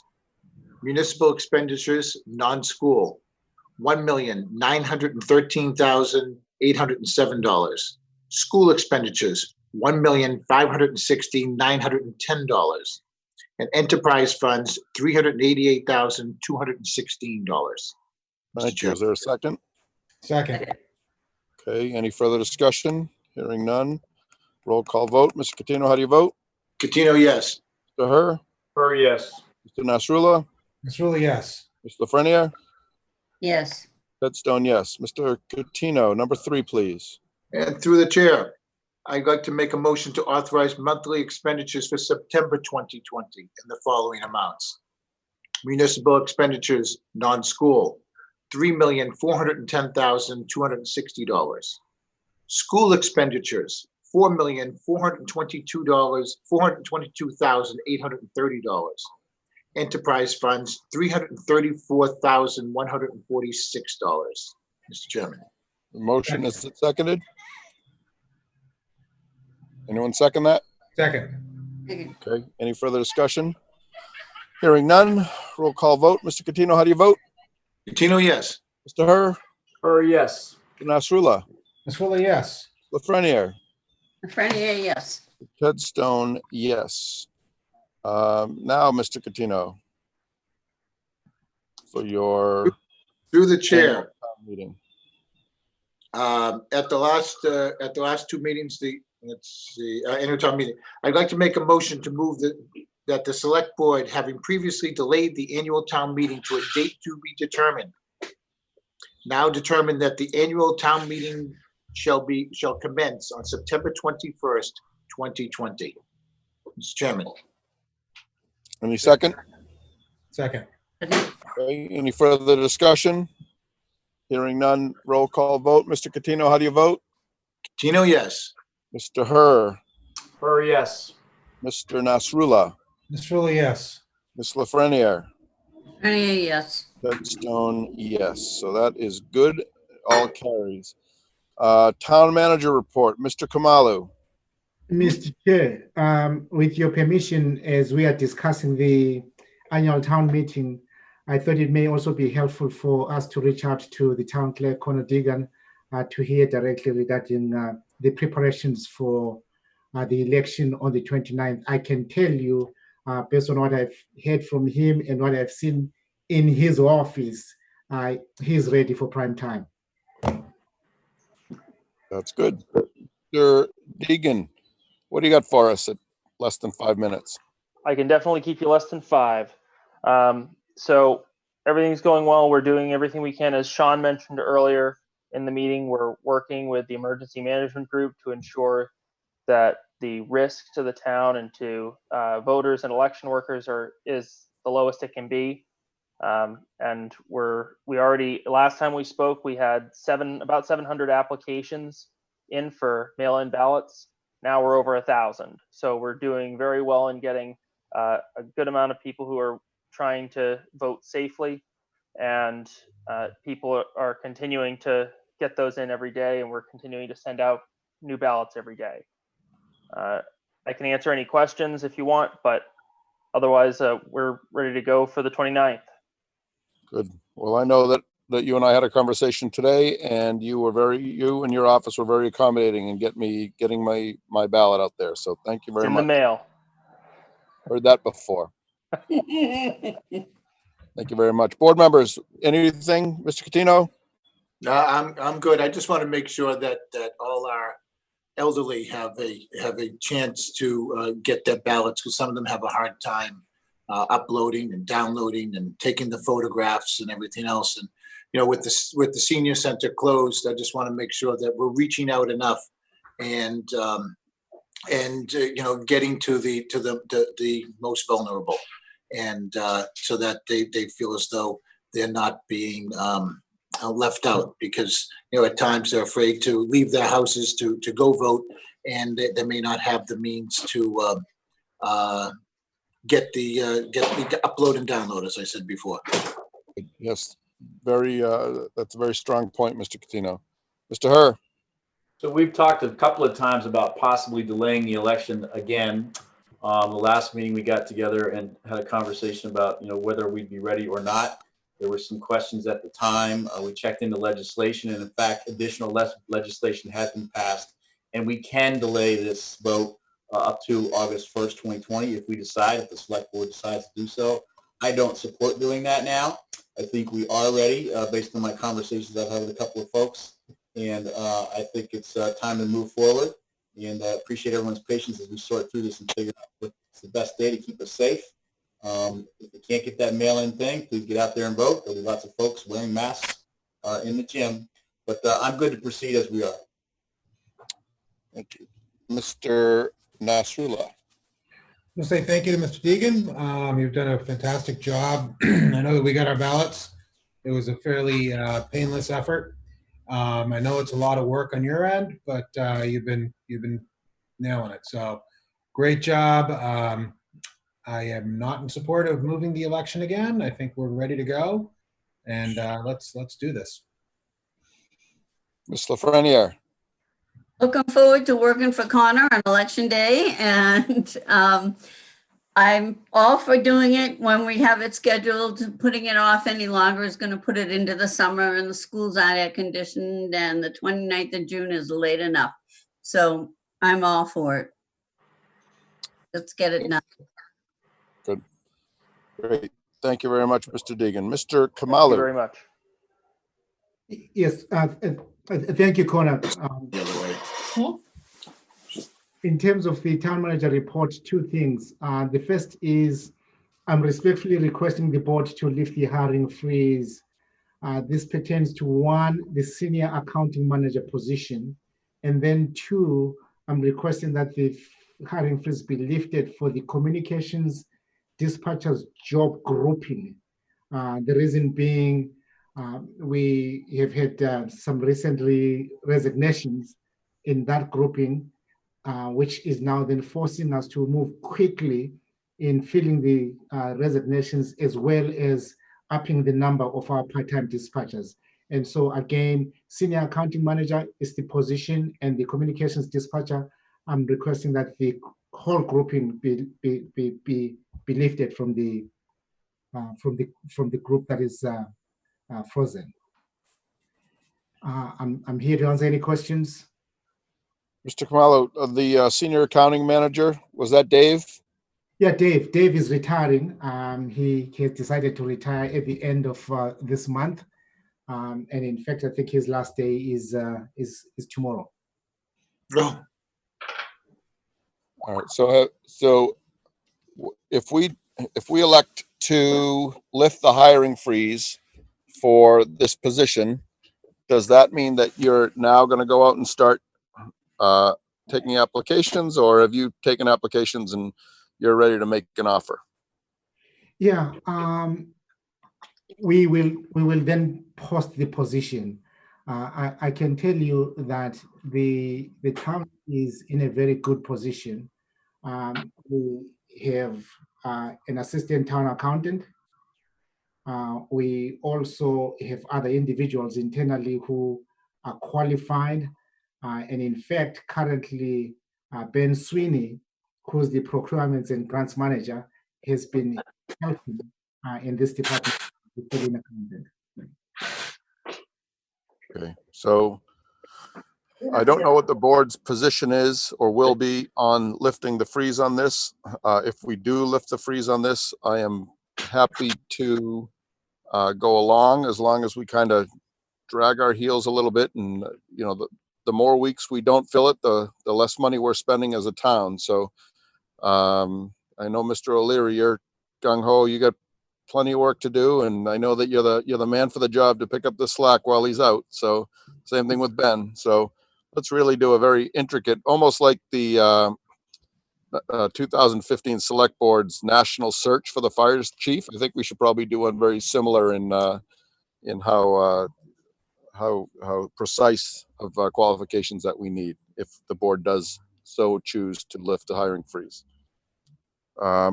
Any further questions from the board or any input from the board? Mr. Catino. No input. I think you made a great point. Mr. Herr. I'm not sure if I understand what your point was. I'll just say a couple of things. One, if we can promote from within, it's always a great thing to build the organization. So I think I'm not sure what you're saying there, Brendan, so much, but whenever we can promote from within, that would be great. Two, we do not have to lift the hiring freeze. I feel like I'm a broken record when I say this. We're approving positions to be hired. We're not lifting the hiring freeze. It remains in effect. The select board is going to determine when we're going to go ahead and fill a position or post a position and then fill it. That's how this works. Three, protecting public safety through dispatchers and protecting the financial strength of Hopkinton through the senior accounting position are two positions that I absolutely support going ahead and continuing with because both are critical to the future of Hopkinton as we work through COVID over the next couple of years. So again, we haven't had a position come through us yet that I've been worried about filling, but these two certainly don't rise to that level at all. I'm happy to proceed with them. Mr. Nasrullah. Mr. Kamalu, I just want to clarify, these are positions that have already been budgeted for, and we're filling a position that's budgeted and somebody retired, and so we have the money, right? Correct. Thank you. Ms. Lafreniere. How do you feel we should post these right away and fill Yes. them? Yes. Okay. Okay, I don't have anything. I've said my piece. I guess I will entertain. Do you need a motion, Mr. Kamalu? We do, Mr. Chairman. I move to allow the town to fill the senior accounting manager position and the communication dispatchers job group. Is there a second? Okay, any further discussion? Hearing none. Mr. Catino, how do you vote? Catino, yes. Mr. Herr? Herr, yes. Mr. Nasrullah? Nasrullah, yes. Lafreniere? Frenier, yes. Mr. Tedstone, yes. So that carries. Good. Liaison reports. You guys have anything? Nothing this week, Mr. Chairman. Okay. Mr. Herr? Nothing, thank you. Mr. Nasrullah? Nothing this week. Mary Jo? Nothing this week. Same here. Future board agenda items. Mr. Catino? I don't have anything this week either, Mr. Chairman. Mr. Herr? I'm not convinced we finished the town manager's report. Okay. Mr. Nasrullah? Quiet. I don't have anything. And Ms. Lafreniere? No, I don't have anything. Mr. Kamalu, did we finish the town manager's report? I am sure Mr. Hay wanted me to talk about the Main Street Corridor project. That is correct. Yes, two things to mention. We are inching towards advertising the project on June 27th. That's when bids will be put out, and that will be done under the authority of Mass DOT. I'm also happy to share with the community that late last week, we received a contract that allows the town to move forward with the non-participating aspects or components of the project effective, which this was effective June 8th. And so we signed a contract. Correct. And who did we sign the contract with? With Mass DOT. Were they the only party? Were the feds in on that at all? No, it's only with Mass DOT. But that contract's now in place. Yeah, it's now in place, signed, and in fact, we issued a press release early today. That's great news. That satisfy you, Mr. Herr? I'm good, thank you, Mr. Chair. You're very welcome. Mr. Calling you. Let's see. So we need to break and go to executive session. Can we adjourn from here pending completion of executive session, or do we have to come back to here to adjourn? Mr. Chair, Elaine, go ahead. No, it's me. I was thinking in the motion to adjourn, you can adjourn with the motion not to return to open session. Go into executive session, but not to return to open session and adjourn the open session. Is that the case, Ms. Lazarus?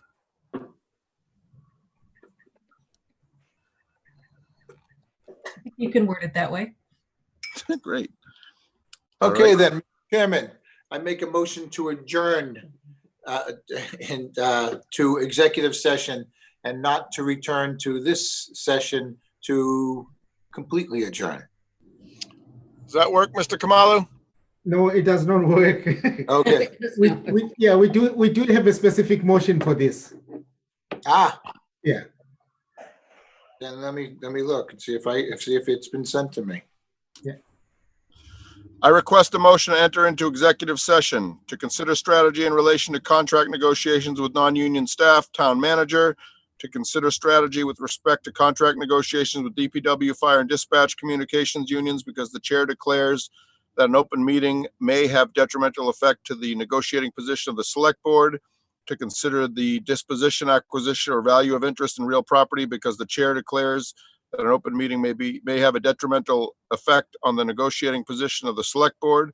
Number one, property interests associated with the Main Street Corridor project. Number two, property interests associated with the town hall and adjacent properties. To consider approving executive session minutes, to allow Norman Kamalo and Elena Lazarus to participate in the discussion, to convene an open session at the conclusion of executive session for the sole purpose of adjourning the meeting. So one change, Mr. Chairman. I would entertain a friendly amendment. Thank you. To not convene an open session at the conclusion for the sole purpose of adjourning the meeting. Mr. Kamalo, is that motion in order? No. No. It's not in order because the vote to adjourn still needs to occur in open session. Okay, right. We'll So- come back. Yeah, so we'll just come back. Yeah. All right, so we are going to leave Zoom and go to Google Hangouts at this point. So before we do that, we need a roll call vote. Mr. Catino, how do you vote? Catino, yes. Mr. Herr? Yes. Mr. Nasrullah? Nasrullah, yes. Ms. Lafreniere? Yes. Mr. Tedstone, yes. And I don't remember who seconded that motion. Was I it did. Mr. Catino? Okay, there you go. All right, so we're going to leave Zoom now. We're going to go to Google Hangouts, executive session, then we'll come back and adjourn in open session. I hope the sun gets even better when you come back. Chief Bennett, you're looking good. All right, so everyone get off of Zoom, and everyone going to executive session needs to get off of Zoom. Okay, goodbye.